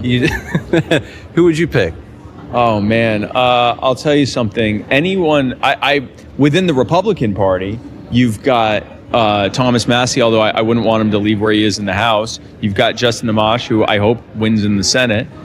You've got Vivek Ramaswamy, who I'm not going to say I agree with him on everything, but I certainly agree with him on a lot. And when it comes to like slashing the regulatory regime, he has been pretty solid on that. Just almost across the board, he's been really good on that. Hopefully he doesn't want to invade Mexico anymore, so hopefully we got out of that. But you know, so I'd say that would be good. On the libertarian side, you know, it's funny, people talk about like me or Dave Smith or like people like that, and it's like, we're the like front-facing, like talk people. Like we come up here and talk. And it's not to say we couldn't do that role, but that's not necessarily our best position unless they want us to be a spokesperson for an aspect of what we're doing or something like that. I look at like the think tank people. I look at like people from like the Mises Institute or like all of these people that are working in like Institute for Justice and Pacific Legal Foundation. I look for like some of the more based people that I know in Cato. Like, I mean, that's what I would look at. Former based person of Cato here. There you go. Listen, and I'll tell you something. I know very based people in Cato. Not all of them are very thrilled with everything Cato says, but like, I mean, there's still good that comes from that. And so there's a lot of like good libertarian wonks. I think of someone like a Bob Murphy in economics. Like, I think of people like that. And even Bob is somewhat front-facing too. So like, I think of like the people whose names you may not even necessarily have heard before. They're the ones that should be behind the scenes, just freaking slashing major agencies. With that said, I will allow anyone, because I'm not doing any endorsements this election cycle. I'm not working with any campaigns or anything like that. But I will say this. You know, for all this like fear mongering over Project 2025, which like literally none of us have read, no one has read it. It's like I read 200 pages of it. Yeah, so you read a fifth of it. Yeah, putting you in the top 0.001% of people that are talking about it. I've read I think 3, and it was actually more of a synopsis. So I've read none. But I will say I think I've still, even having read none of it, I think I've come up with something superior to it. And anyone who is running for office is free, and especially at the federal level, is free to adopt it and use it as they wish. I call it, it's really simple. It is eliminate every single federal agency, department, or regulation or order that is not explicitly mentioned by name in the Constitution. I call it Project Afuera. And I ask people to adopt it. I'm gonna adopt it. Good. Okay. We're gonna talk about it. How many pages? It was just that sentence. So we could make it 2 pages, but the font would have to be like really big and triple space. We'll use like that impact meme font. Yeah. And then like maybe where we say, I call it Project Afuera, that would be like Comic Sans. So you could stretch it out into a double-sided page. Do curls. Yes. Curls and tea. Yes. All right, Amanda, it's your job to close this out, and it has to be perfect. Okay? Spike. This is a job I have interview. been on this show 34 times now. And this will be the last time I ever come on this show unless what you ask me is better than anything I'm sorry. Wait, is it a question or is it just... It has to be the best, whatever it is. It just has to be the best. All right, Spike. Well, first of all... if you had to leave one federal agency that is not mentioned in the Constitution in place, what would that agency be and why? Oh, gosh, that is actually better than anything you've ever asked me. Wow. Dang it. Wow, fool me 34 times, shame on you. Thanks for coming to my show, Spike. Yes, I'm happy to be on. No, gosh, I don't know. An ATF, but only disarms politicians. Fair, very fair. There's one right there. All right. Close it off. All right. Close it off. Spike, thank you so much for coming on Good Morning Thank you. Amanda, formerly known as Good Morning Liberty. We'll say goodbye to our co-host, Nate. And thank you again so much. Where can people find you? It was great knowing you for as long as I did. I hope that your retirement and hospice time is as good as it possibly can be. Folks, thanks again for tuning in to Amanda Morning Liberty. I was Spike Cohen. It's just going to be Amanda from now on. This is literally all it's going to be. And My name in Comic Sans. It'll be Amanda Liberty. And you'll all be better off for it. You will. You're welcome. And where can people find you, Spike? You can find me at youarethepower.com. We'd love to have you join us. We're doing some incredible stuff. Find out all about it. We'd love to have you become a member. If you want to check out all the events that I'm coming up and doing, go to spikecohen.com. That has my list of events. Next thing I'm going to be at is YALCon in Orlando, August 1st through 3rd, 4th, something like that. It's in August. Look it up, spikecohen.com. And then if you want to find me just on social media, that's easy because I'm very loud and very, very online. And you will see me on all your favorite social media platforms as well as the ones you hate. And if you ever get lost, just go to the ATF's page on that platform and you will find me and many others there cyberbullying them. That is the tree you can hug if you get lost in the woods. Right. Thank you again so much, Spike. Thank you, everyone, for joining us again on Good Morning Liberty. All right. I know all you guys enjoyed that. Make sure you go find You Are the Power on Twitter. I think it's YATP official or Spike Cohen, real Spike Cohen. Go find Amanda Ajax the Griff on Twitter or find her Young Voices page as well. She's great. Let us know what you thought of today's episode. Good AM Liberty on Twitter. We'll see you again next week.